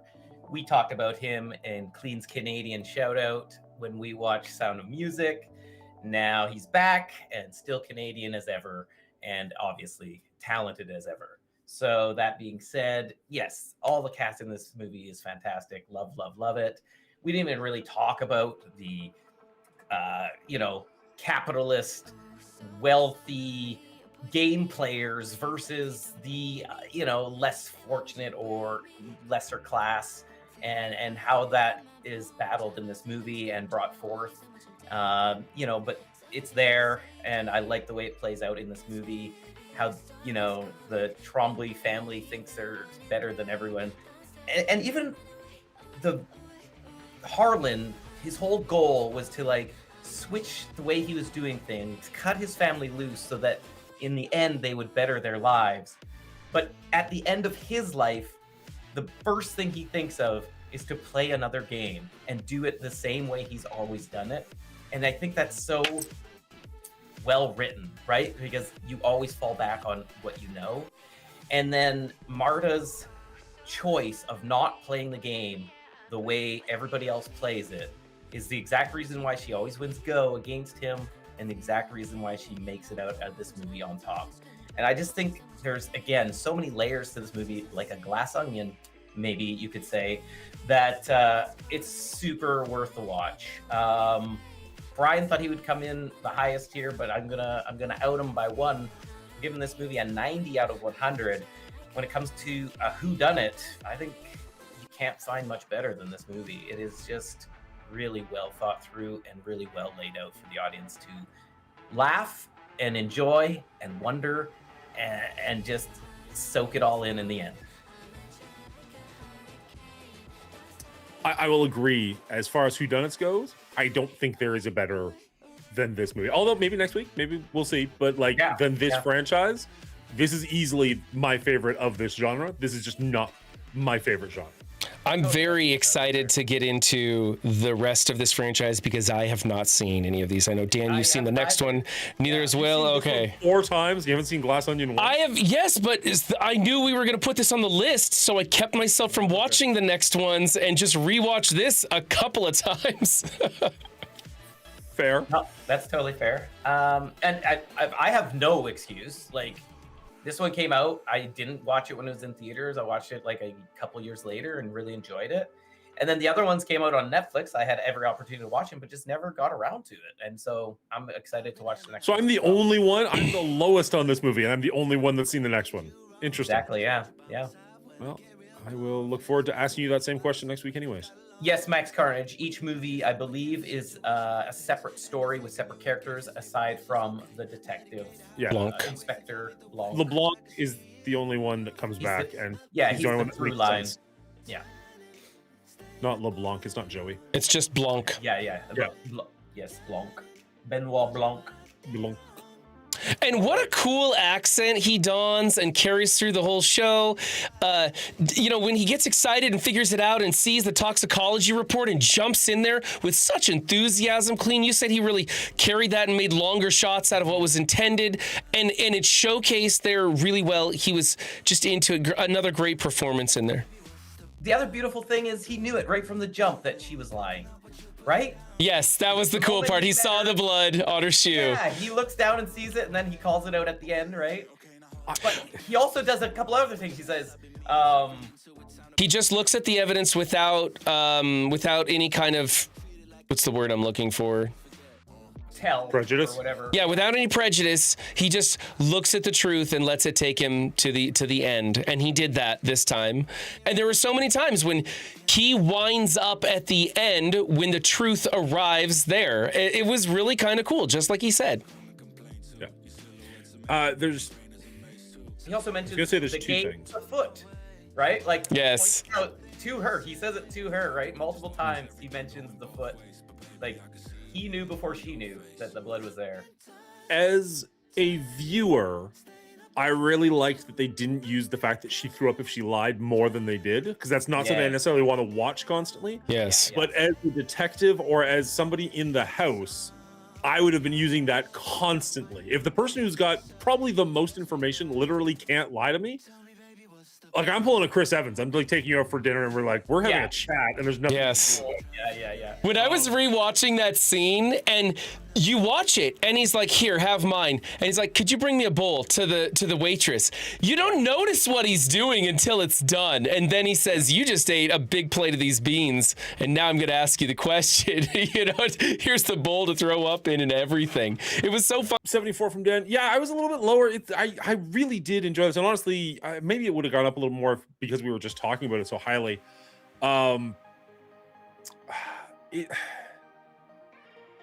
I mean, if we It's just discard not Dan's my- score, it's pretty easy because Sorry? Ryan was 89 and I was 90. Sure. And it was just like, what happens if we disregard yours? But Oh yeah, then it becomes number one pretty quick. yeah, We're happy you First movie, completely though. disagreed with it. first movie out. Yeah, and well, there's also that thing to be said where if we watch like 3 or 4 of these in a row, maybe this third one starts dropping just because you're like, okay, I'm just over that frickin' accent and I want to just move on or something, you know, like It is a strong accent. I will say that. yeah. Dan, I'm with you. I enjoy a movie that catches me off guard and has a twist I didn't see coming. It's why I first really liked Shyamalan's movies, and then later I started expecting them, Yeah. and it wasn't as big a thrill. And then I would expect them when they didn't have a twist ending, and that was even worse. So I'm not sure if that's a good thing or not. It's kind of like when you watch a Hitchcock film and you're just waiting for the twist ending, and he's got a bunch that don't have one. And when you come across one of those, you feel a little disappointed, and you can't get past it, even though the rest of the film is solid.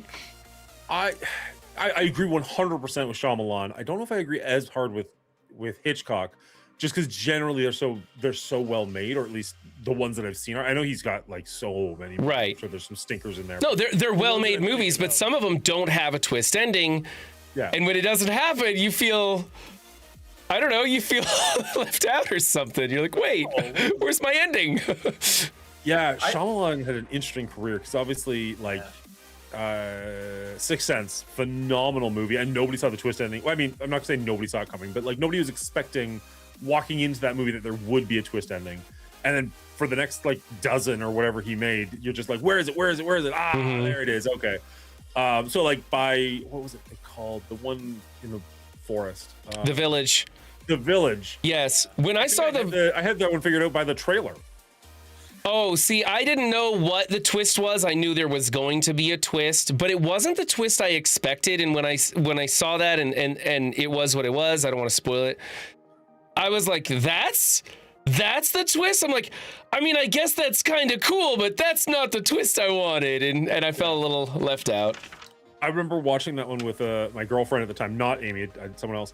And she Sorry, was Amy. not a cinephile whatsoever. She was not a moviegoer.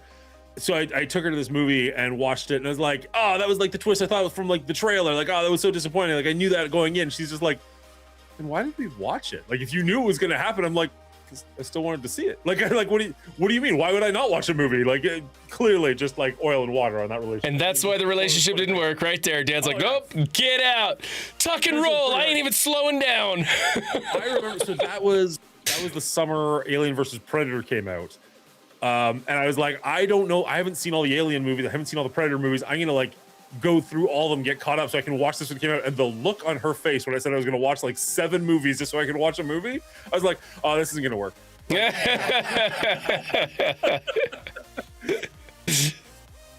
I sorted out the Village for a whole different reason, because M. Night Shyamalan always guest cameos in his movies. I was like, well, it can't be a period piece if he's in it.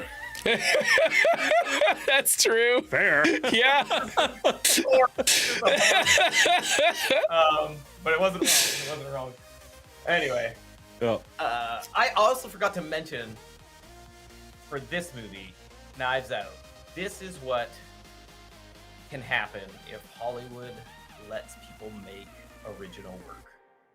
This is like a great example of what Hollywood could be instead of endless reboots and just big blockbuster action scenes. This to me, this has it all for a great movie, and it is still a very viable movie you could go and see in the theaters and enjoy it.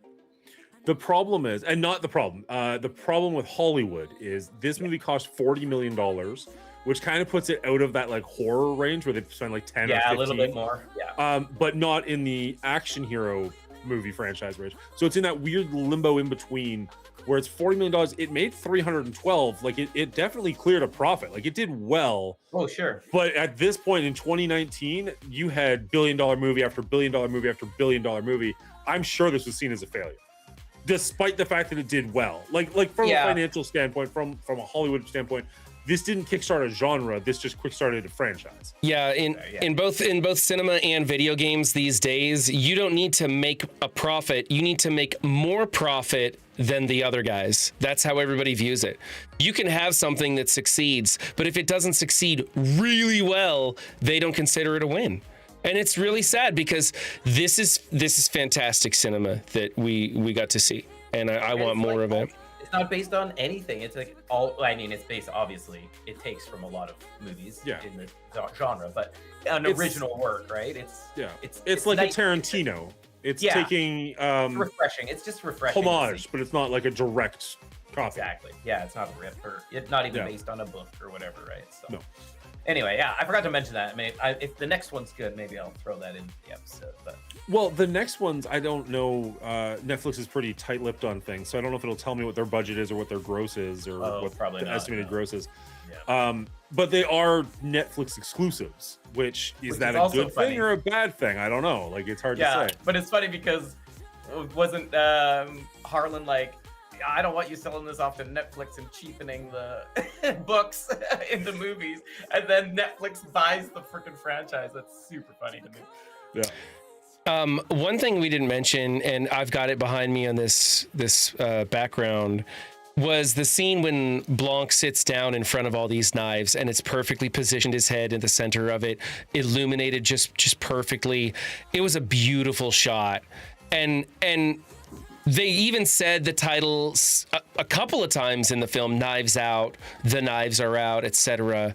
And to have the knife be the thing that kind of foils Ransom, it was great, man. So much of this movie just goes well with itself. Yeah, it's definitely well done.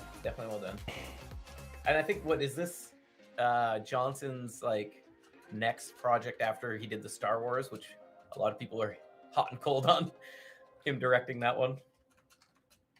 I think that goes to show the Disney machine is its own thing. You can only get so much out of it. Sorry, you mentioned Star Wars. Is that where that?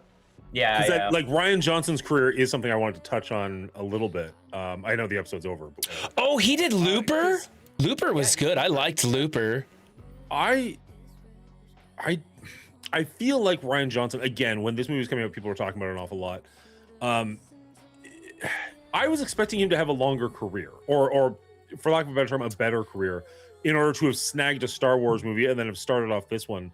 Like, Looper's the only movie that I see before that, and I don't think Looper did very well. Like, it was a fun movie. It was decent, yeah. I don't know. But I don't think it was like... I keep getting Looper and Jumper mixed up. Looper is the one with Bruce Willis and He's got the Maybe it did you better. blunderbuss. He's got the blunderbuss gun. I just remember at the beginning of that movie, there is zero sound, absolute no sound at all. And everybody does this. They think their TV's too quiet and they turn the volume up, and then somebody appears and he fires his shotgun at him and it blows your ears out. That's funny. Nice.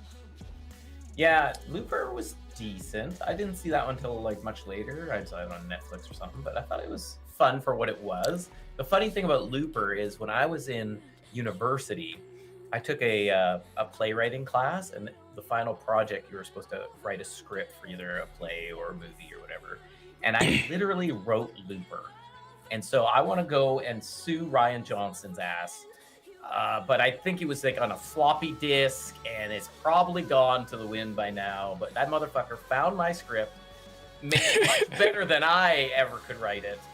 But I should get some due rightly deserved monetization off of that thing. It was fun. Good luck with your journey. Yeah. Yeah. Son of a bitch. Literally, like a bounty hunter going into the past to off himself to prevent something happening in the future. It was like a direct. I was just like, damn, but they got the time travel thing way better than I did. It was so fun. Fantastic scene when that guy's running away and they're carving things into him in the past and his body parts keep falling off and disappearing and stuff. Yes. So, I thought it was a fantastic time travel movie. They did have a little bit of, hey, we'll mention some of the flaws of time travel in some dialogue and just disregard it, which is about the only thing you can really do in some of these time travel movies. Yeah, but the less you talk about how it works, the better, right? yeah, exactly. Yeah. And then, of course, Joseph Gordon-Levitt's in that, and I think he was in Brick, which that was first Johnson movie. And in the podcast in Knives Out is Joseph Gordon-Levitt. He's the one yelling on the podcast, like, "We're gonna burn his fingerprints off," and blah blah blah. What that his Marta's sister's listening to. Oh, okay. That's his little cameo voice. I don't think I've ever heard of Brick. Yeah, I haven't seen Brick, but I've heard good things about it. I haven't seen it either. I'm looking through it right now. High school crime rig to investigate the disappearance of his ex-girlfriend. Yeah, it's like a teen whodunit. I mean, I like Rian Johnson. I like Joseph Gordon-Levitt. I might give it a shot. Yeah, I'll probably check it out. I just thought it was weird how they made Joseph Gordon-Levitt look like, help me out with his name, Bruce Willis, with so much, what looked like so much cosmetic makeup on his face, and it still didn't look right to me. That was the weird thing. It didn't look right to me, and it was a little weird to watch it. But man, I love the story. I just really love the story. But I'm a huge time travel fan. Yeah.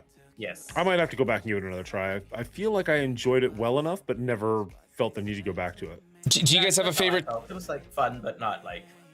Do you guys have a favorite time travel movie? It is what it is. I think for me that's an easy go-to.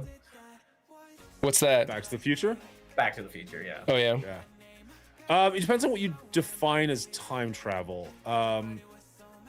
I guess because we're traveling through time right now. Well, like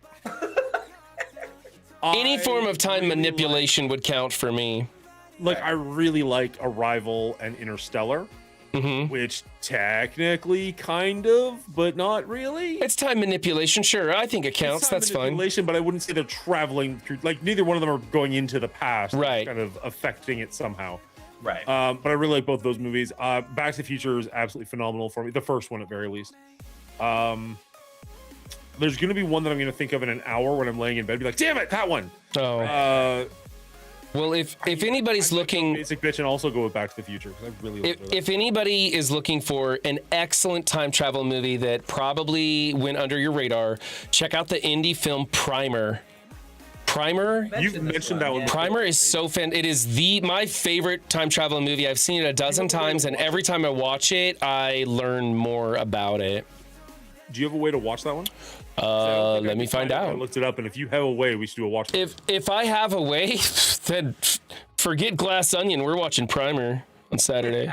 No, I'll see what I can do and see if I can find that. Just a fantastic film, though. Really, I think anybody who is a fan of time travel needs to put that on their list. Just understand, it is incredibly complex. They build a time travel machine out of like PVC and tarps, and that doesn't matter because it's the writing of the story, how it plays out, that is so important. It's on Amazon Prime. I actually do have access to it. They must have added that somewhat recently. Because remember, we did that way back when you and I were doing a show before our regular. Yes, you can rent it right now for $4 American on Prime. I can theoretically get it for free, so I could stream it for the watch party, but it would have ads because I don't pay for Prime. I'll just, you know what? I'm probably just going to buy the movie because I haven't seen it in a long time, and I will watch it more. It is my favorite time travel movie. You were mentioning a second ago how it's done with like duct tape and pylons, and you're like, I don't even care because the movie's so well done. Yeah. I feel like there's a couple of movies like that where like I just enjoy the experience so much that I give it massive oh man, what do you call that? When you just like let something go, you're like, I don't even care. I don't even care that doesn't make sense. I'm just going to enjoy the rest of the movie for what the rest of the movie it is. Yeah, it's not. You just give it a massive pass. It's not the machine that they build that's interesting. It's what they do with the ability to travel through time. Yeah. And how that plays out. That's where the importance is. And so, yes, they build this thing in their garage. They have some neat little tricks and gizmos and stuff that kind of make it look sciencey or whatever. And ultimately, they end up building it out of PVC and tarps and storing it in a storage shed. And that doesn't matter because it's what they do with it that is so crazy. Yeah. Oh man, the March Madness or the Make You Watch May or whatever we end up doing, it's gonna be a freaking Sophie's Choice coming up with a movie for you guys because I've got a list going on at this point of like I want to do this one, I want to do this one, I want to do this one, and then there's like a couple of franchises I want to do, but that's a different thing. Where it's just like, I know. Yeah, I'm with Max Carnage. I actually like Back to the Future 2. Back to the Future 1 is great.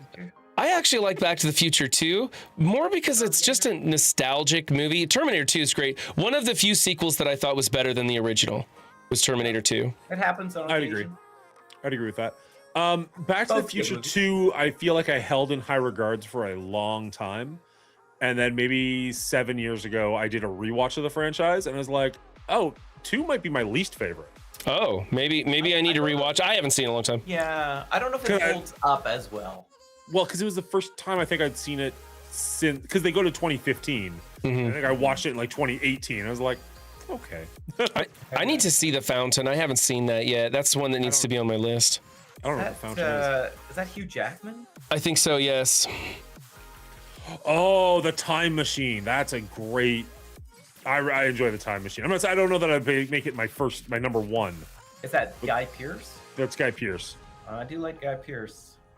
I put it on the game show that I showed for you guys, but like the image of the moon when they mine it and it explodes and it's just like stretched over the sky, that has stuck with me since the day I watched it. I love that. Yeah, like, weird little sci-fi imagery like that will just stick with me more than plots will half the time. Right.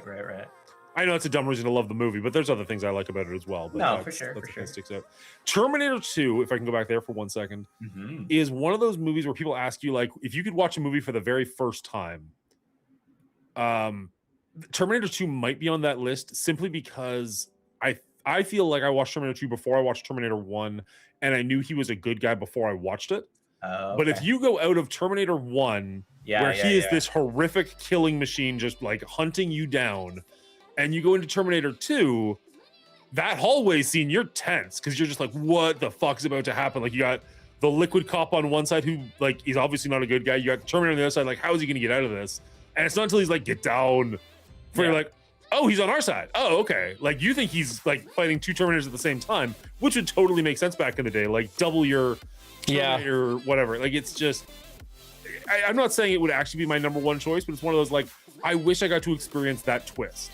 Like that and like Darth Vader were never twists for us because we just grew up knowing them, right? Like they were in our DNA. See, for me, it'd be the Blair Witch. I'd want to see that for the first time again because you can't see it. The second time, it has zero value. Like, it's just not. I've never seen it a second time. I watched it in theaters. Actually, no, that's not true. I watched it in theaters twice. I've never seen it since then. I watched it in theaters and I was so absolutely shook by the ending. It was incredible. And I never wanted to see it again because I just knew what was coming. and The it thing- just ruined it. The thing with Blair Witch, more so than the movie itself, was the hype around the movie, and not like hype in the way that you get like Endgame this like nowadays. You're like, oh my god! No, it was the hype that people thought it was legit. People thought it was real. And, They like, they that's tried to weird sell say it to as people in real found 2026. footage. It invented a genre of film, you know? Right. Yeah, Nobody knew about found footage. Or there'd never been a found footage movie before then. Nobody had thought of that genre. And they played it off. Like I had heard so many different rumors about how they made it, where it was like, it was real, or they went out into the woods and they didn't have a script, and people would just like leave them notes at the beginning of the day, like do this, this, and this. And then they just have to make up the rest and like film themselves doing it. So like when they throw the map into the river, like one of the three of them just got that note at the beginning of the day, just like throw the map away. And he's like, fuck, all right. Like, I don't know if any of it's true, but it was fascinating to pay Yes. attention to. And even the three main actors, like they signed contracts. Like after they filmed that movie, they were not allowed to go in public essentially for like a year. Yeah. Until after the movie had come out. So people are like, I haven't seen her in a while. Like what? Yeah. Like maybe, I don't know. Like what happened? You couldn't make that movie in 2026. I Like, would with so much I would social media rather and whatnot, you see wouldn't have a chance. a documentary of the making of the Blair Witch than rewatch it. I would absolutely love to see a behind the scenes thing about it rather than that. Chat's going nuts over here talking about Hot Tub Time Machine. You know what's funny? I get a lot of people when I say what's your favorite time travel movie, a lot of people actually point to Hot Tub Time Machine. Really? Definitely not me. I remember enjoying them, but not like, oh my god, so good. I only saw the first one. I'm a John Cusack fan, Okay. and I'm gonna be canceled here for saying this. I'm not as much of a fan of Fat Cusack, which is the older, puffier version of John Cusack. I don't think I've ever heard you body shame someone like that. It takes me aback. I know, it's because it's such a horrible joke. No, I really, actually, really love John Cusack, and but I don't know. That's just not my humor. I don't know. Yeah, wasn't for me either. I'm not gonna shame anybody else for liking it because it's a popular film. A lot of people like it. The first time watching The Sixth Sense, I would like to watch The Sixth Sense for the first time because I don't think I appreciated it as much as everybody else did, and I don't know why. And I'm wondering if maybe back in the day, the ending had been spoiled for me before I went and saw it. I didn't like the kid in that movie. I found him annoying to watch. So I need to rewatch The Sixth Sense. There's a few kids in that movie. I thoroughly enjoyed The Sixth Sense the first time, and then I didn't watch it for a really long time, and I watched it with my kids within the last year or something for probably the first time since like the summer it came out. And I was surprised how well it held up, even obviously knowing the twist, but also watching with people who didn't know the twist. So you got to see them react to it the first their time. reactions are Like fun, yeah. I don't know if you'd call it a horror movie per se, but there are definitely creepy elements to it, Mhm. and they do a good job with that. Where like just showing you a little bit of gore, not so much that you're like ugh, but just enough to be like, oh god, like just the jump scares. That's not quite the right terminology for it, but like Yeah. but also like when you know what you're looking for, and you can watch through the movie and do it, like it does hold up on a rewatch. You're not going to get the twist again, but the rest of the movie is like, oh damn, this is well made. I need to sit back and check that one out. I guess I'll have to go do it again. I think Stir of Echoes came out like right after it, and I remember Stir of Echoes being one that I enjoyed more than The Sixth Sense. Yeah, Kevin Bacon where he smashes through the floor to figure stuff out, finds dead bodies on the floor and stuff. I mean, I don't I think don't I've seen know. I mean, I think I've only seen it once, and I really enjoyed watching it. I don't know if it's a great movie, but it's a fun movie. Yeah. Yeah. Well, gents, we got anything else to do today? Nah, I'm peacing out here. I think pretty quick. Yeah, I think so too. Dan wants to do something. No, I don't. I want to go to bed, but I'm there just it is.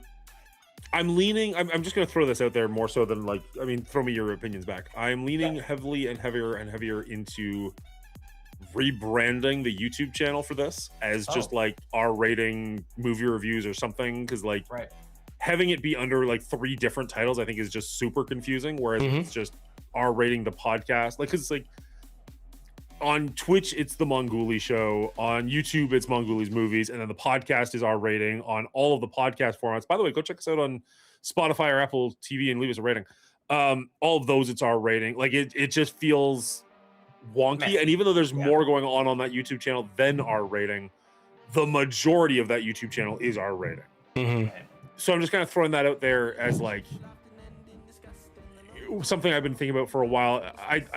I don't know that R rating is a good enough title. It would be like R rating podcast or R rating movie reviews or something to make it a little bit more searchable. Because anytime I go to YouTube and search R rating, we are like 4th page. So not that other people are titled that, but like rated R or something like that. It just gets No, messy. for sure, having movies or reviews in there makes sense. I think 100% R rating reviews at very least. I definitely have the bug to do something. I have several ideas that keep coming up that I want to work on, have zero time to do it. There was, Will, tell me if this interests you. I had an idea to create an entirely new YouTube channel called Friendly Friendly. And it's when two arc raiders meet. And it would just be like you and me, and we'd run in from the other sides of the screen, and we'd be like, friendly, friendly, or we'd click our flashlights at each other, and then whatever we want to happen happens in a series of shorts. Right. And I just thought that would be so much fun, because there's so many fun interactions that you have in that game. I think it'd be fun to dress up like silly arc raiders and run in, and then just, have some stuff going. But I don't have the time to make that stuff, I asked you guys a question in Discord a while ago. I don't even remember what it was, but I had this great idea, and I don't have the time to work on it. Yeah. My son calls that game Friendly Friendly because he hears me saying Friendly Friendly. I have so many projects on the go because I really just don't like free time. But I'm trying to figure out a camera so I can do like the modeling and whatnot better, because I'm just not been happy with any of what I've been able to do. But that's like my side project at the moment. I think I'm finally getting to a point, like I borrowed a DSLR from my dad that I didn't realize he had just laying around. And I'm getting to the point where I'm like, okay, I think I'm at a point where I can make this work and I can start like building stuff and actually have it look decent. Because I tried one with a webcam and holy shit, did that look terrible. Oh no, yeah, you gotta make a short about how terrible that looks. Yeah, you need a mirrorless. You could maybe work it with a GoPro if you use the long shot on the GoPro, maybe. But I think get yourself a DSL. Yeah. At that point, your phone is gonna have a better camera than most stuff. Yeah. And that's what I was doing for a little bit, but even then I was like, this still isn't great. Quite It's what just you want, okay. Yeah. I have a DSLR that I have my eye on, but it's going to be a while before I can pick that thing up. So my dad's they're not camera is cheap. pretty decent for now. Yeah. But that's kind of where my like free time is disappearing to.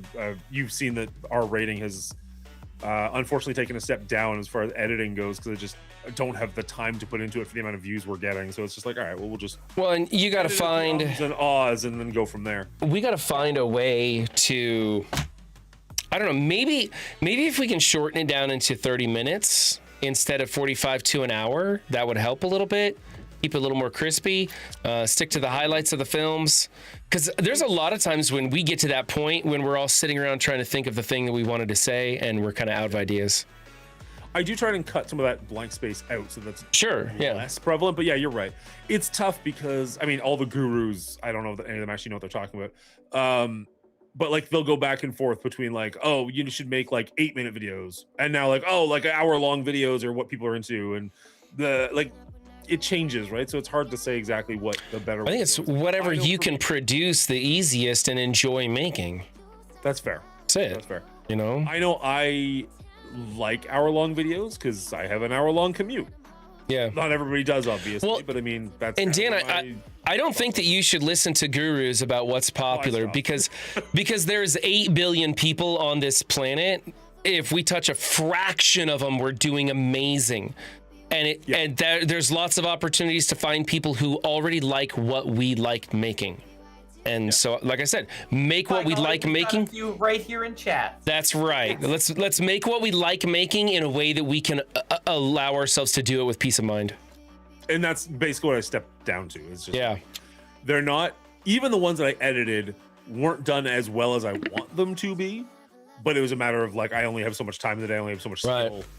But even then, it's just like, why am I spending 6 hours on a Sunday not with my family? And 78 views. a year from now, my family will be in a financial position where I'll be streaming a lot more, have a lot more free time, and I could be taking on some of the editing for it, you know? And I hope to God we're still here a year from now because I absolutely love my Thursdays. This is the best thing for me. I do that thing every fucking week where like Thursday at like 7 o'clock, I'm like, I just want to go to bed. Why? And then at like, 8:30, I'm go live and just come alive and just like, this is the best part of my week and I absolutely love it. And then I go and then like next week, like fucking clockwork, 7:30. Yep. But no, I love this show, and honestly, if we can step behind the curtain for a second or continue behind the curtain, we're not growing, but we're not losing anybody either. Like our numbers have been consistent for a year and a half, so we're doing something okay, and people seem to enjoy coming by and hanging out with us. And worst case scenario, I enjoy hanging out with you guys. So yeah. And like I said, in the future there will be the ability for me to project this out in more ways and in other ways and help out more to grow our audience and whatnot. But hey, we got some more people that signed up for Patreon, right? Sifu Shan jumped in there. We added somebody to the list. One person at a time. We'll get there. Yep. Hey, Sifu Shan. There he is. Speak of the devil. Yeah, there's another. I mean, if you've got more time in the future, there's another show that I've been thinking of that would be a lot of fun to do. But see, we've all got ideas. It's just, do you have the time? Can your family sacrifice seeing you? You know, like, so it's rough. Well, it would essentially be like we did earlier. Like we're just playing games, right? Like it'd just be a couple of different games over the course of an hour, just having a good time. And then like it shouldn't require very much editing, so much as like cut it off there. Yeah, I kind of miss some sort of a happy hour setting. You know, I don't have happy hour anymore. A few people tried to pick that up, myself included, and it never really felt right. And I didn't want to host it anymore either because that's a pain. But I would like a very casual setting where we find something fun to do that we enjoy doing and couldn't continue doing again and again and again. Like talk about movies. We're all movie buffs here, and so this is easy for us. But that's it for me. I'm getting out of here because otherwise we'll be here until 12 o'clock. So yeah. Peace out. It would be so much fun. Like, I would love to do like a tournament bracket at some point where it's like, here's 36 movie characters in a one-on-one fight. Who's going to win? And then the three of us could debate. And because there's three of us, there'd never be a tiebreaker, right? Or there'd always be a tiebreaker. So you'd never have to get into it. That could be a fun 20-minute segment that could easily be a clip on its own or part of a longer show. Like something like that. Anyways, I'll let you go, buddy. As you're right, I could just talk to you all night. All right. Yeah, I'm gonna send all my people over to you anyway, so. I'm sure, but I'm also rating, so. I forgot I was live, but I'm gonna rate something completely random too. So thanks everybody for being here. We appreciate you. And always. We're looking forward to next week's Glass Onion. All right, bye everybody. Don't forget, Run 7 is hosting a watch party on Sunday. Saturday night, it'll be the Glass Onion. And then in the near future, I'm going to get Primer up there because that just sounds like a great idea. All right, bye, everybody.